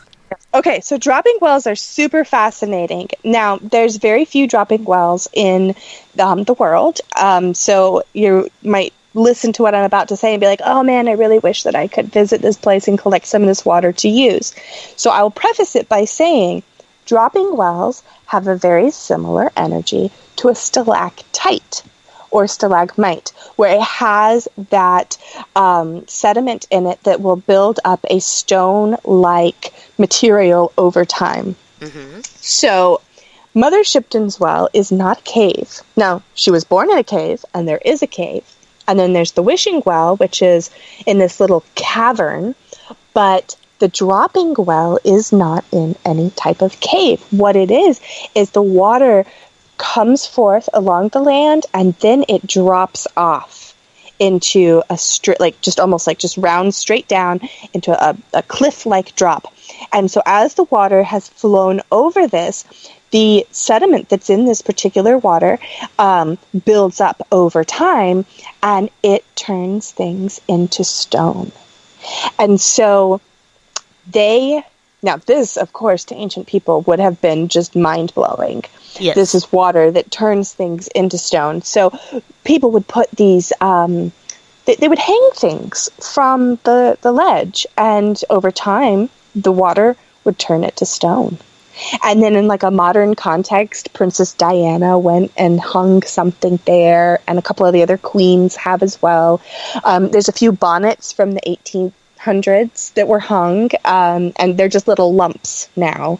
But so people actually go and hang things on the side of it, and it turns it to stone. And the little gift shop there hangs teddy bears. For about a year, I think 6 months to a year is how long the teddy bears stay up, and they're all strung on a little string, and then they're cut down and sold. But water like this can be used to turn things to stone, to stop things. So if you have gossip going on around behind your back, and you just need it to stop, and you're just like, I can't take all this gossip that's people talking about me, you can use that water for spell work to stop it, to turn it to stone. It's the opposite of the tarot chariot card. It's putting the brakes on. Of course, you can also use a freezer and throwing. That's one of my favorite spells. It's so easy. Just take your enemies, throw them in a baggie, fill it with water, and chuck it in the freezer. It's a little bit more complicated than that, but that's right. But I like it. It's easy. I could do it. Right. Put them on ice. Mm-hmm. But exactly, turn them to stone, put them on ice. Exactly. Yep. And the opposite of that too is if you do have something that's been stuck, or you need to get moving again, the act of defrosting helps with that. So water can be used in spells, in magic, and ritual for many, many different things, whether that's cursing or stopping your enemy, freezing them in their tracks, or just to get your stagnant energy moving again. And all water is sacred, even water that's used to curse, because it is the act of that sacred anger that's put into those types of spells. I'm not advocating for angry casting or anything like that, but I do think that there's certain times that it's very appropriate, and sometimes you have to go into the dark in order to heal yourself, because that's where the pain and a lot of the trauma stays. It doesn't hang out in the light, it hangs out in the darkness. And so righteous anger is oftentimes a very, very, very powerful and good tool, even though it is that perceived more as negative. But again, this is that duality of water. Water gives life. We are birthed from water. Our mother's waters break just before we come into this world. But how many times has an ocean drowned someone or taken hundreds of lives in a ship, or a shark attack? I was just reading something recently about a shark attack in the Bahamas, and we have this beautiful, beautiful Bahamas with this crystal, amazing water. Oh yeah. But yet we have these predators that are lurking in the deep, and that they don't see a difference between you and food. Right. And water's kind of like that. It doesn't necessarily see a difference. It is sometimes, what do I want to, I'm choosing my words wisely. Sometimes that act of destruction that water brings is exactly what's needed to wipe everything away and start fresh. Adding a little chaos for a new beginning. Yes. It's making me think of Abaco. The beautiful waters of the Caribbean. I've been to the Bahamas. I've seen how beautiful it is. In fact, not too far from Abaco. And, these beautiful waters, and then suddenly total destruction. And, these are good people. They'll rebuild, and it'll be as good or better than before, minus the good people that passed. But that's the beautiful destruction of water. As beautiful as it is, it can still deconstruct everything in its path. Yes. And see, mermaids have gotten a reputation for that as well. And I think that they kind of embody that exact thing that you're talking about, this immense beauty with completely dismantling everything. Right. How many souls has the mermaids stole? There's a reason that we have folklore and mythology about mermaids drowning sailors. There's reasons why poems about mermaids or men falling in love with these beautiful water women only to die at their hands. Les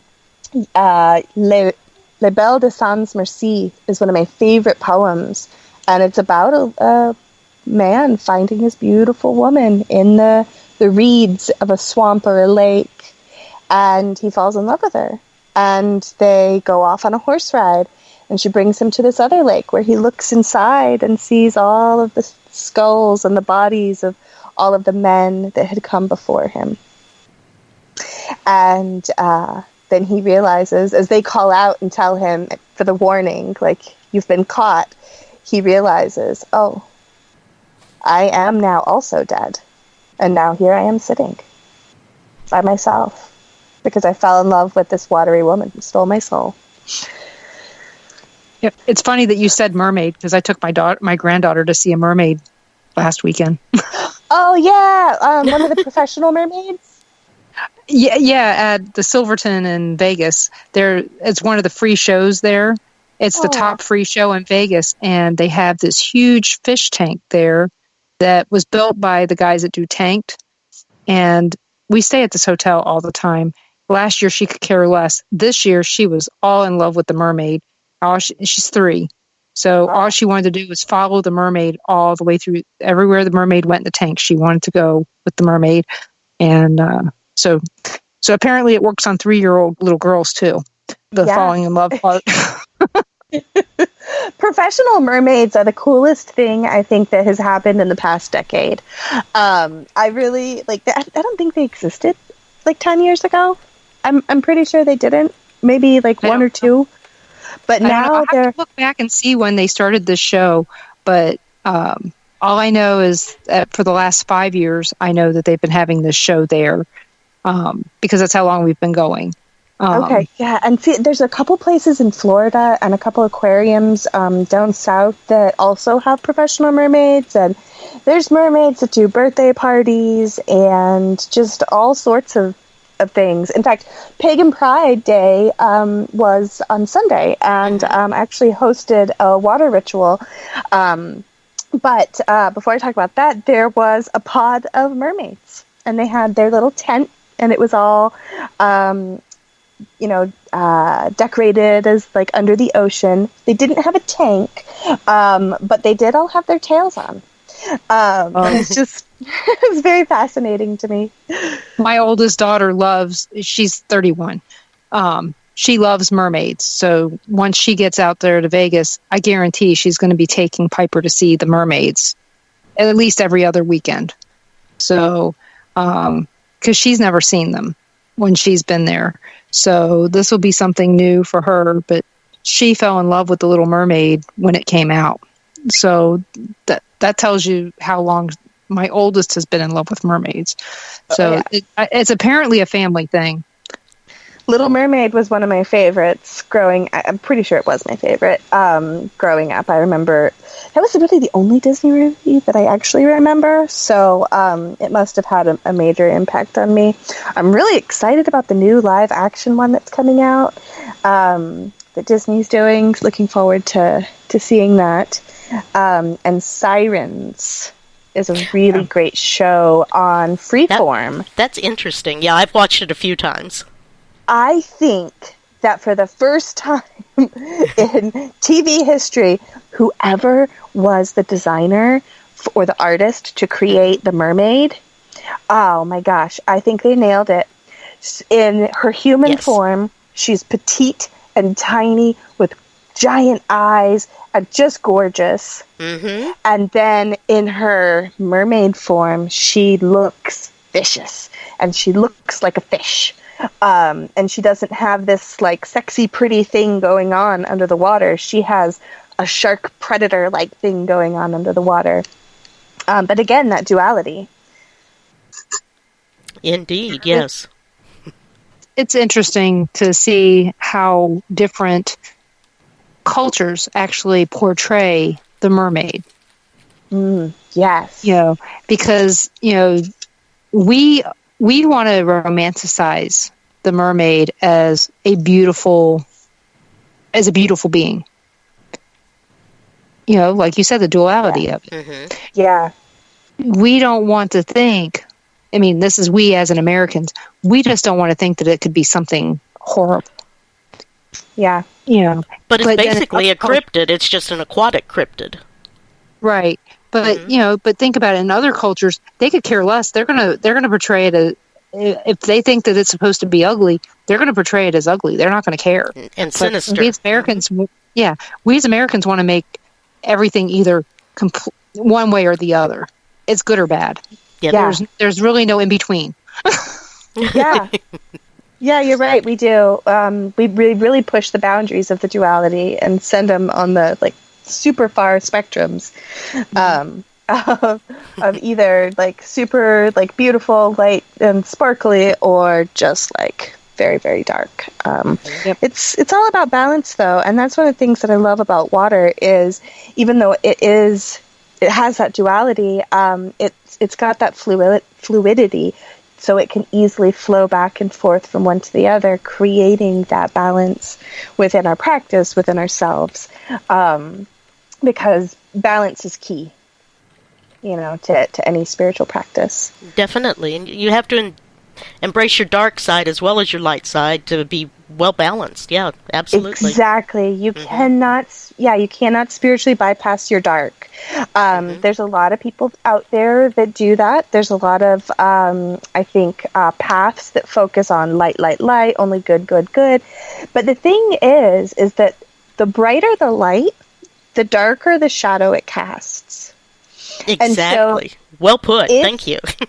If you are super light and sparkly and just always focusing on this light and these higher vibrations and on the dark is bad, what you don't realize happens is that while you're staring at this brightness, your shadow is growing so big and so dark that you do create an imbalance within yourself. Mm-hmm. And then that's when you have people lose their minds or go crazy or start being abusive or start or just completely burn out and quit whatever their practice is.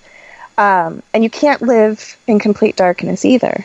It can't be all about just, oh, I love the dark. And because the dark is amazing, it's good.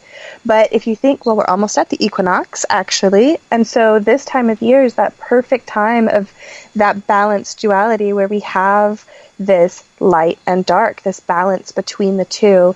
Mm-hmm. And so it's a good time to kind of pull into those energies and say, hey, wait a second, it's time for me to balance my light and my dark and to merge them into one, and then to focus on that light as we go through the darker months, And then again, at the spring equinox, I love to, again, work on that balance and pulling those energies in.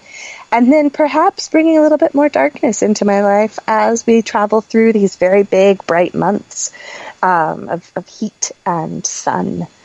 So I like that balance. I like bringing in those opposite energies to kind of balance things out. Absolutely. Especially up here in the Pacific Northwest. I've lived in tropical areas and southern areas for most of my life. And so being up here in the Pacific Northwest and having the very big shift in the daylight is something interesting that I'm really learning to get used to 4 years later. I'm still learning how to get used to it. It's because it'll be 9 o'clock at night on, in the middle of June. And I'm thinking to myself, oh, it's only 5 o'clock. I've got a couple more hours. And it'll be 5 o'clock in the middle of December. And I'm like, oh, it's so late. It's like 9 o'clock. And it's not. So it's quite an interesting thing to get used to when you haven't experienced it before. Very good. Jake's looking up all of the sirens and things. He thought the one was from Australia, but I thought it was in New England, so he said there was one on Netflix that was Australian. Yeah. Oh, was that, oh, gosh. It's got Chris Hemsworth's wife is in it. She's the lead siren. Okay. So I'm looking it up here. I'll drop a YouTube trailer in the chat for everyone. I'm not sure about the Australian one, but that would be kind of cool. There's a new one. I'm excited. Definitely, yes. There was another mermaid show that came out. Maybe it was Tidewaters. Oh, maybe that's what I'm thinking. They were sirens, though. Yes, I think it's Maybe that's Tidewaters, and then Siren is like a different show. So yeah, Tidewaters where they are siren, and then Siren the show is the mermaid, which is a really interesting thing to bring up. Speaking of sirens, mermaids, and spirits, in our modern culture, we call mermaids sirens and sirens mermaids. We constantly interchange those names, but if you didn't know, sirens are not mermaids. I thought there was a difference, and I was actually going to ask it. So perfect, you have perfect timing. So So the original siren is mentioned in the Odyssey, and they are winged creatures. Now there is a water aspect. Especially if you look at John William Waterhouse's painting of the sirens, they're these bird-like beings near the water. So there is a little bit of a water aspect, but the sirens originally had wings and were very much like birds, and the voice is the enchanting element. And we see that mermaids also kind of enchant with their voices, and some mermaids do have wings. And so I think that that's where some of the confusion comes in. Three examples of this winged mermaid. So the first one isn't necessarily winged, but Atargatis is the first mermaid, and she was said to have fallen from the heavens. And so some interesting interplanetary thoughts with that perhaps mermaids did originate on another planet and came here. I don't know if you watch Ancient Aliens, but season 10, they have a water episode, and they talk about water as portals. And within my own work, waters are portals, absolutely, into the spiritual realm, but they take on a more alien type of portal, where it's portal from like another world, like another physical planet to here versus dimensions. The second example is Morgan Le Fay, and Morgan Le Fay is not a mermaid. However, she's connected to the Ladies of the Lake, or Lake Ladies, which were said to be supernatural beings. They're basically mermaids without tails. Her name means seaborn. That's what the name Morgan means in Welsh. Not the Morgan, not the Irish Morgan, which means Great Queen, but the Welsh Morgan means seaborn. And so there's different thoughts of that. There's one theory that's based on, I think, channeling, but not necessarily anything historical, where Morgan Le Fay was born upon the sea, escaping from Atlantis with her mother as it was sinking. Another is that perhaps she was born in the sea. And so she has that sea aspect. But the interesting thing about her is one of the very first descriptions of Morgan Le Fay is that she has wings like that of the Greek Daedalus, which means that she had gigantic bird wings.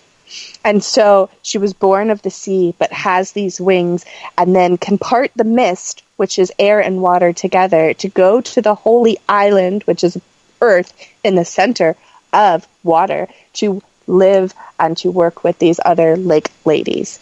And lake ladies, and I say lake ladies because there is not a lake lady. There are lake ladies. There are multiple stories throughout space and time about women living within the lake, or spirits having villages under lakes or entire towns.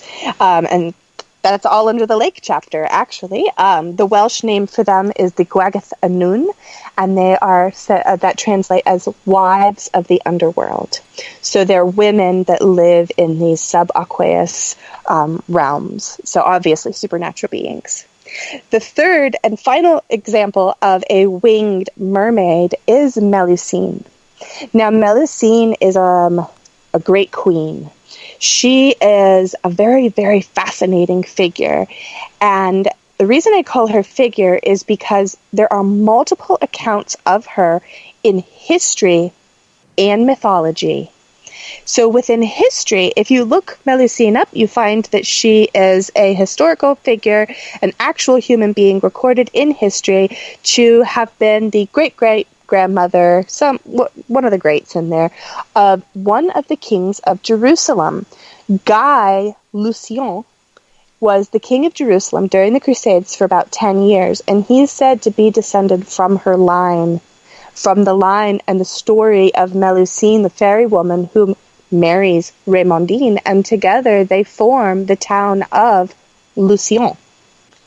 And so, have you ever seen the movie The Kingdom of Heaven with Orlando Bloom? It's about the Crusades. Mm-hmm. Okay, you remember Guy Lucien? Yes. The bad king with the black beard and the black hair, and he does all the awful things. Mm-hmm. Real historical character, descended from Melusine's line. And so that comes from the story of her founding Lucien. She also is said to have founded Luxembourg with Siegfried. She also has another story from even before then. And her descendants on the Luxembourg side are Jaquetta of Luxembourg and her daughter Elizabeth Woodville, who were major figures in the War of the Roses. So this is her historical side. Now her mythological side is that she is a fairy woman. And she was born to a Scottish king and a fully fledged water nymph named Priscina. Now, you trace this particular story, and what you find is these stories of Melusine as a young woman growing up, becoming cursed with these single or two mermaid tales. Also being a fairy woman. Also being depicted sometimes with wings. In the alchemical manuscripts, you often see a mermaid with wings. Melusine is often connected with alchemy. And if you read Lady of the Rivers by Philippia Gregory, I believe, this kind of weaves some of that alchemy into Jaquetta Woodville's historical novel, which is Lady of the Rivers. But we see her take on wings one final time at the very end of her story when her husband betrays her. And she jumps out of the window and sprouts dragon wings, in this case, circles the castle 3 times, becomes the banshee, and flies away. And it is said that she does come back, and you can hear the cry of the banshee in Lucien and in that area when someone in the Melusine bloodline is about to pass.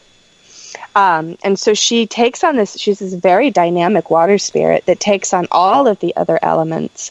And she was such an important figure that she made it into the charge of the goddess as one of the goddesses. And it's really interesting because there isn't massive amounts of text on her. We don't have 1,000 Aphrodite temples or covens to Diana that, we don't have this with Melusine, but she's a very, very powerful water spirit that takes on these wings. So very long tangent getting away from the sirens, but I wonder if some of these winged creatures and some of this connection between these fairy women and wings and the water is what made people logically jump to the conclusion that sirens were obviously mermaids.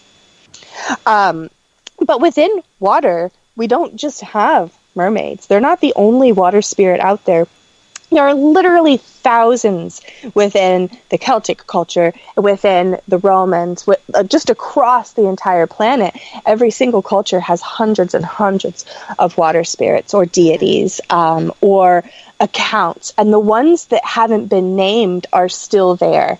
We have thousands of named and recorded spirits, but there's thousands that we've never encountered before or that don't have a name. So who knows what else is out there? One of my favorites, and most likely butchered name, is the Manannán mac Lir. Yes. The king of the seas, basically, wasn't he? Yes, he was. Yes, he comes from Irish mythology, and he has a magical water horse, Enbar or Anobar, depending on which particular text you're reading. And he's a very, he's like the Celtic Poseidon. Yes. And he has this horse or hippocampus. And this particular hippocampus is benevolent. Other water horses, such as Kelpies or Taru Eshti or the Taru Kapul, are not very good. They're very dangerous. But Manannán mac Lir is benevolent. And so again, that duality of we have water horses that can take on these roles as benevolent helpers to these very powerful water gods, but then we also have the Kelpie or these other creatures that may eat your liver or... Kelpies are one of Jake's favorites, so... Yeah, and I was actually working on a painting today of a Kelpie. It's all green and black and just all dripping with seaweed. So mermaids are often depicted as female. Kelpies right, but there are often depicted as male. Ooh. Yes. The stories of the Kelpies, the shape-shifting Kelpies, they often shape-shift into men or young boys, or, well, not young boys as in like a young child boy, but like a young man. And they have kind of that same quality that the mermaid does, where they may entice the young maiden walking by, or they may just ask, "Oh, come here, I want to show you something." And then the young woman goes, and the Kelpie boy or Kelpie man in his man form is luring her, and maybe he sings to her, maybe they have a picnic. In one case, he falls asleep in her lap as she's stroking his hair, and that's when she realizes that she looks at his feet. And in one version, he's just covered in duckweed and seaweed, but in another, she can actually see his hooves. And so she quickly, gently places his head on the ground and sneaks away. And of course he wakes up and gets real angry. There's another story where this happens, where he actually tricks her into marrying him, and they have children, and it isn't until their second child that she figures out that he's a Kelpie. And so she panics and takes the kids and runs, and then he haunts the shores looking for her. So they're not necessarily... So there's very good water horses. There's water horses that take on that masculine mermaid energy where they just want to be loved, but you also might die. And then, then they take on this very evil energy where if you see it, just run. And throw as much holy water as you can behind you. there's another story of a water horse where he comes out of the water and just shows up in the farmer's field and decides, you know what, I'm just going to help you for the season. And so the horse doesn't go away. Nobody knows where he came from. So farmer hooks him up and he plows the field with the other 6 horses. So they go all summer and they're working and working and working. And the end of the season comes and they're out in the fields. All the horses are hooked up. And then something snaps. And the water horse in the front rears up, breaks off of the plow or the wagon or whatever they were on, and takes all 6 horses into the lake with him. And only body parts wash out the next day. So after helping this farmer for an entire season create a great crop, he's like, thanks for the 6 horses. Gonna go eat them now. A cautionary tale. Right? Yes. And these stories are so real that there are families in Scotland that still, but not only do they believe these things, but they have actual artifacts. One of them is the, I think it's the McGregor bridle. And so it's the McGregor family, of course, that they have this horse bridle that is said to be a way to control the Kelpies. It's the only thing that can actually control the Kelpie. And so it's been passed down from family to family. And there's one other Kelpie thing, but I cannot remember it, which is a bummer. It's another story about another bridle, or, yeah. I'm trying to think here. Think. Well, I can't remember it. So, bridles, magical bridles, help to control these types of water horses. So, if you happen to work with them, you may want to, and you happen to find a bridle at a thrift store or at a garage sale, and you'd love these Kelpies, you love working with water horses, good ones, and you don't mind being a little daring with some of the bad ones, then perhaps enchanting that bridle to work with in your spiritual work and in order to kind of work with them, that might be something that's interesting. I haven't tried it myself, but I would be interested to find out if anybody did enchant their own bridle and if it worked for them. We do have sightings of Kelpie in a modern context, and where most people are telling me that they're seeing them are reservoirs, which makes total sense to me. So the man-made lakes or reservoirs where the water is either stored or it's pooled into, oftentimes these are the sites of murders, or bodies are found there, or bodies are dumped there. And a few people have told me some of these stories where they do have one of these types of bodies of water in their neighborhood, and there are always missing people whenever they head out that direction. People have actually visually seen, out of flashes of their eyes, in some of these areas, these water horses. So it seems to me that they're maybe out of some of the lakes and into some of these more man-made bodies of water, which take on maybe a more dark or sinister aspect, and perhaps they're the reasons for the missing people or the murders. Maybe they weren't really murdered. Maybe a Kelpie ate them. So steer clear of your neighborhood, runoff or reservoir, just in case.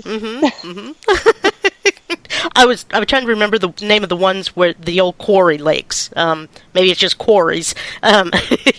Yes, yeah, that type of, exactly. And canals. Actually, canals are a little bit more of ghost sightings. So canal, especially industrial canals from the Industrial Revolution, those are major sites of ghosts, and for good reasons. I mean, many people were murdered or killed accidentally on these waterways. Many bodies were dumped there because it was real easy to dispose of, quick and easy in the dark, icky waters. Yep.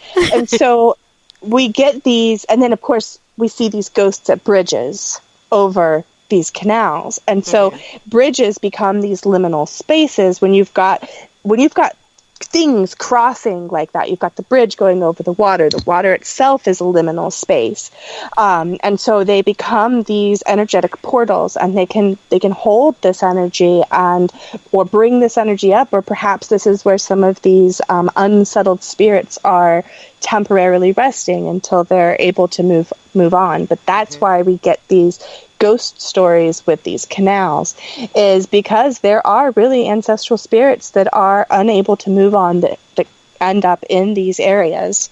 There's too many. There's entire books written on just the ghost stories and sightings.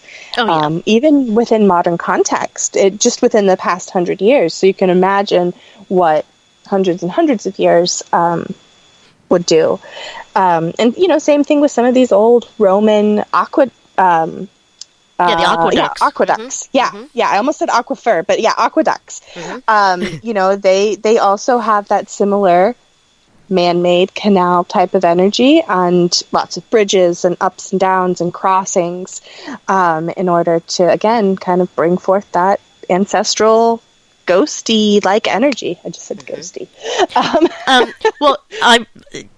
Jake writes a blog, and it makes it a podcast also, but it's ghostly activities, and he has several on just these exact subjects.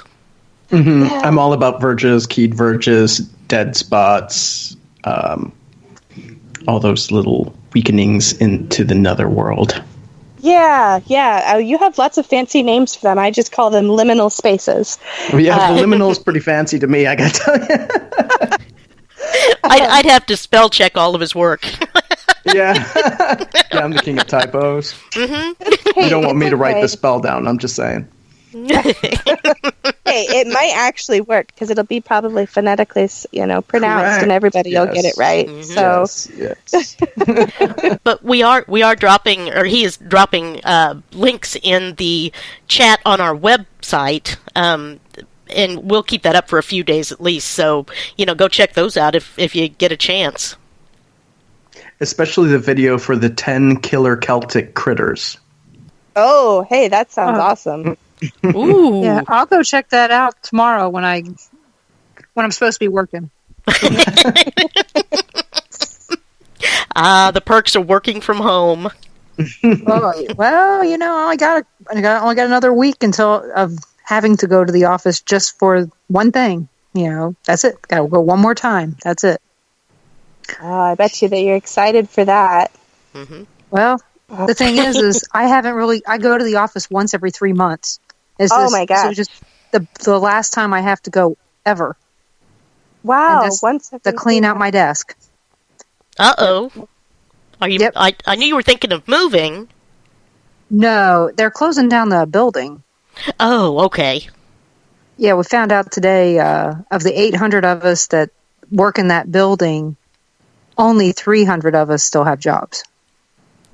Oh, boy. So that's a big layoff for Kansas City. Yeah, it is. Yeah, and my entire group that I used to work for before we became CenturyLink. So back when we were in Bark, I worked for supply chain. Out of the supply chain that we had 50 people. There'll be 4. Oh my goodness. Yeah. Wow. So everybody that I used to work with will no longer have jobs. So, so it's sad, but the good news is most of them are looking forward to whatever's coming next. They're very positive, but it's telecommunications. I mean, we've been going through this. All these people I know, we've been going through this for over 20 years. I mean, Wendy will tell you, Sprint was always on the news for layoffs. Yep. So, and I'm just part of, still part, I mean, I don't work for Sprint now, but technically we are a spinoff of Sprint. So, and everybody knows who CenturyLink is. I mean, heck, especially up in the north, up where you live, we got a big stadium named after us. So needless to say, it is what it is, and and it's not because the economy's bad; it's just because of restructuring. So it's just time, I guess. But it's just sad to know that, hey, this is an end of an era. I mean, we've had this building since GTE days, and we're closing it down. So that tells you something there. So I don't know. It's sad, but it's good for me. It's good for the people that I know that are moving forward and not looking back. I mean, that's the positive. No one's looking back and going, "Oh, this was a terrible thing. This is excellent." So, and it's surrounded by water. Duality, right? A bad thing for a very but it's having a very good positive outcome. So it is, and the thing is everybody's taking it as a positive outcome. In the past, these kinds of things were always looked at as a bad thing, but Kansas right now has tons of jobs. We don't have enough people to fill them, so this is a good time for this to happen. If it had happened 6 years ago, there were no jobs. I mean, we had people that were begging to stay in their jobs. In fact, I got laid off 3 years ago, and was it 3? I got this job 3 years ago, and if this job hadn't fallen in my lap, even though I've been with the company 25 years, okay, I got laid off and brought back. I don't know where I would have worked.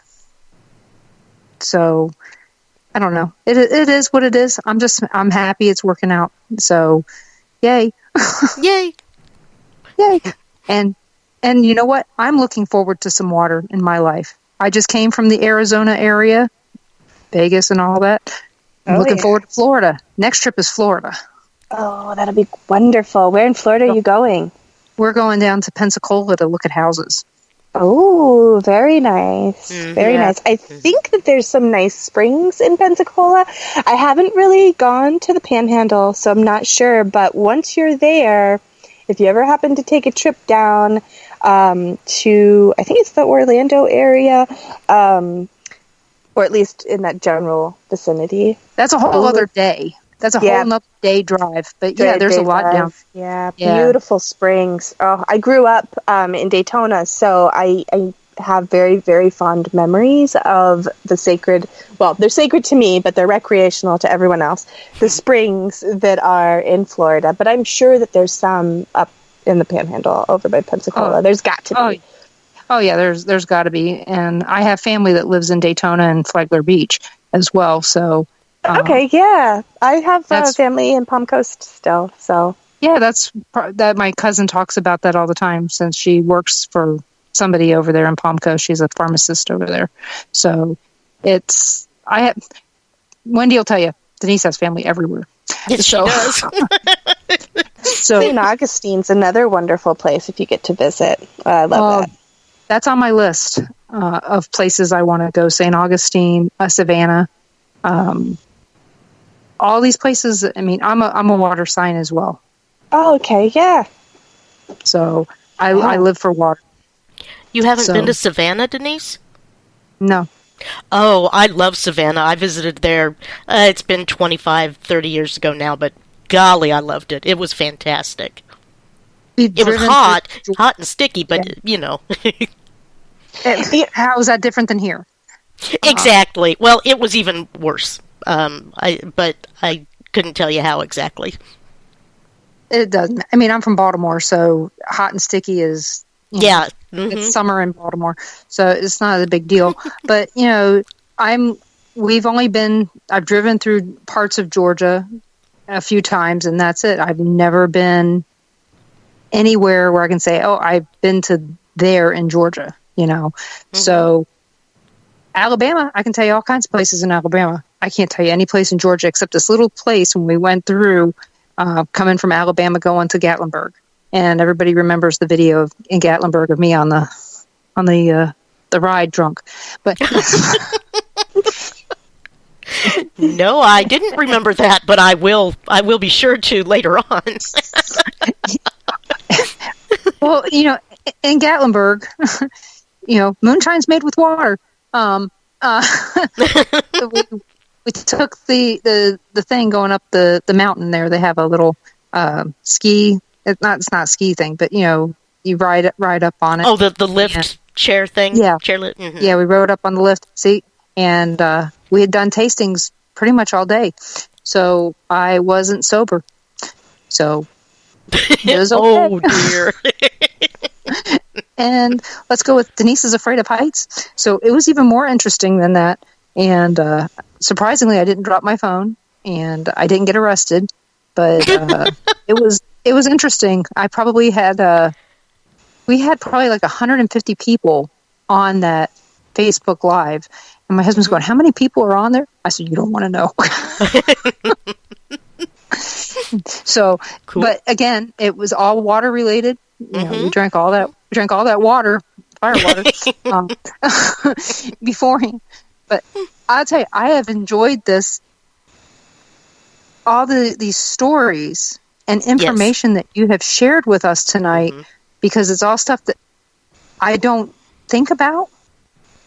Well, good. Oh, I'm so happy that. But it brought a lot of things to mind. Yeah, it brought a lot of things to mind and things to go and look at. And so I'll be looking at the links that Jake's going to be sharing, like I said, tomorrow during work. And so it'll keep me thinking about other things. So where can people find you if they needed to find you? Oh, well, I'm all over the internet, but the best place to find me is waterwitchcraft.com. All my social links are on there, but I spend a lot of time on Instagram. That's my main platform. It's Annwyn Avalon, and on YouTube as well. I have a YouTube channel. I post dance videos and me just talking kind of like this about water stuff, whatever topic I feel like talking about. And I do have a new project that I'm working on. It's called Water Priestess, and so you can find that at waterpriestess.com, but it is currently only a splash page, so it's... Is that a pun intended? It wasn't. Okay. It does fit, right? So it's just a single page. I'm collecting emails, and I'll send everybody an email as soon as the project's ready. Good. Yeah, that's going to be actually teaching some basics on how people can get out into their own environment and do sacred work and sacred water work, similar to what the indigenous people are doing with water protection and water walking and raising awareness. This is a way for us to get back to our own ancestral roots and to remember that the water is sacred, and then taking that out and doing something about it. So if you're interested in that, waterpriestess.com. Okay. Wonderful. Thank you so much for having me. I really enjoyed this call. It was wonderful. I love talking with you guys and sharing all these stories. I hope you'll come back and visit with us again. We can talk more about the tools and the altars and all of those fun things as well. I know, we didn't even get to touch on that. That's okay. Go buy the book. This could have gone on for hours, but again... I don't know how long people would have listened if we kept going. Right. That's the only thing. It's getting later, yes. But the book is Water Witchcraft, Magic and Lore from the Celtic Tradition by Annwyn Avalon. And what's the second book going to be called?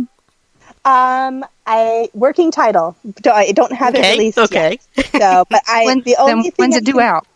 Oh, it's going to be due spring of, I think it's early spring 2020 is, I believe, when it's supposed to be coming out. No. Early spring 2021, excuse me. I was like, wait, they can't get it out then? That's when I'm supposed to turn my manuscript in. But it's magic, right? Right, it is magic. It's going to be about water. It's going to have a strong ritual content. And that's all I can say right now, but it'll definitely be about water, and it'll definitely be diving in deeper. Okay. Marvelous. So as soon as I know the title, I will release it. But It's just, I don't know. It's kind of hard to give it a title until you have content. Exactly. Well, and I'm halfway through with the content, but I've learned that my publishers kind of have their own idea of what they want to do, and they know what they're doing. And while I think that something might be really cool, they know what they're doing. Because, like, for example, the book, Water Witchcraft's original title was Water Magic. And then it got changed to Water Witchcraft from the Celtic tradition.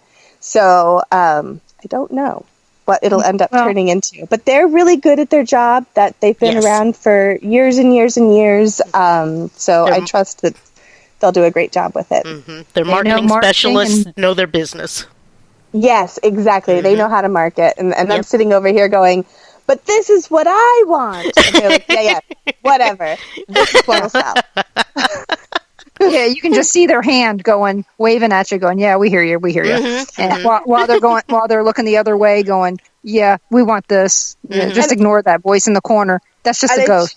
I changed the title of my manuscript. Like every single time I sent the manuscript back, I changed the title to what I wanted it to be. They would just change it and send it back. So it's like, okay, passive aggressive isn't going to work either. And I can see a red pen going right through that and going, nah, I'm coming back to you. Okay, here you go. Mm-hmm. Working title. Yep. Yep. It'll have water in there. Water will be in the title. I can tell you that. Because there are going to be some tears in there too. Oh gosh, I could write an entire. You're going to be laughing. Right, I could write an entire book after this called "All the Tears That I Shed Writing the First 2 Books."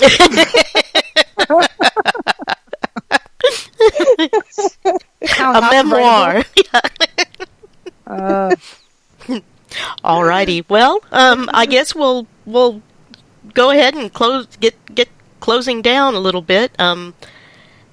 I don't know if I'll do a show on Sunday, but next Wednesday we are going to have a show on Hat Man, and bring on our friend psychic medium Seth Michael and Kyle J. Messias, I believe it was. He did a documentary on Hat Man and contacted me he'd like to come on, and by golly, we booked him. So join us then. Okay, this sounds interesting. Mm-hmm. Denise, let's see, catch Denise on the Paranormal Pride, her weekly podcast as well, or internet radio show, we call them as well, so however you'd like to call it. She has very fun and interesting guests all the time as well. And anyway. Yeah, I got, let's see, coming up, I'm going on WBHM-DB.com on Mondays at 7 p.m. Central. And this week's guest is Alex Matsuo. And the following week, I have Karen Smurl from the Smurl Haunting. Cool. Be sure to catch it. Oh, yeah, it's going to be good, because last time I tried to have her on, her dad got hurt. And that didn't go well. Darn. Yeah. It's been 2 years. No, but we'll try again. Absolutely. Annwyn, any parting words of wisdom? Oh, well, thank you so much for having me. I appreciate it. And sure. For everyone that's listening, don't forget that you are made of water. And so we're not disconnected from these magical, watery sources or practices, because our body is 60 to 70% of water. Mm-hmm. So just remember that you are a sacred vessel. All right. And with that, I'll close us out and let Andrea Wass take us out with Ain't No Devil.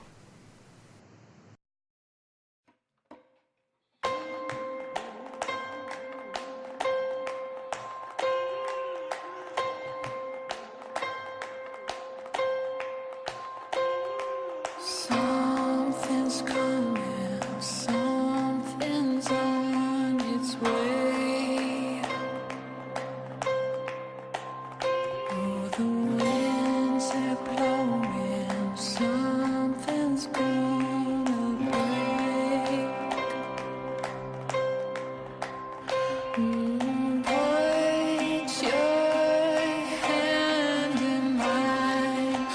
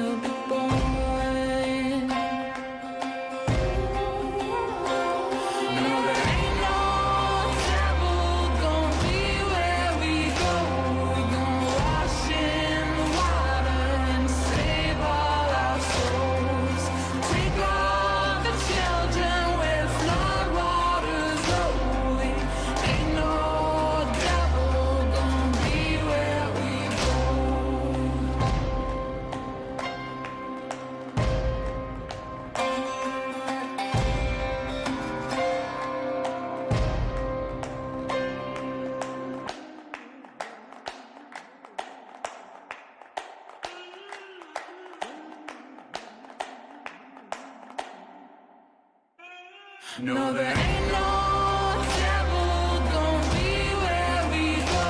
We're gonna wash in the water and save all our souls. Take all the children where flood waters rolling. Ain't no devil gonna be where we go.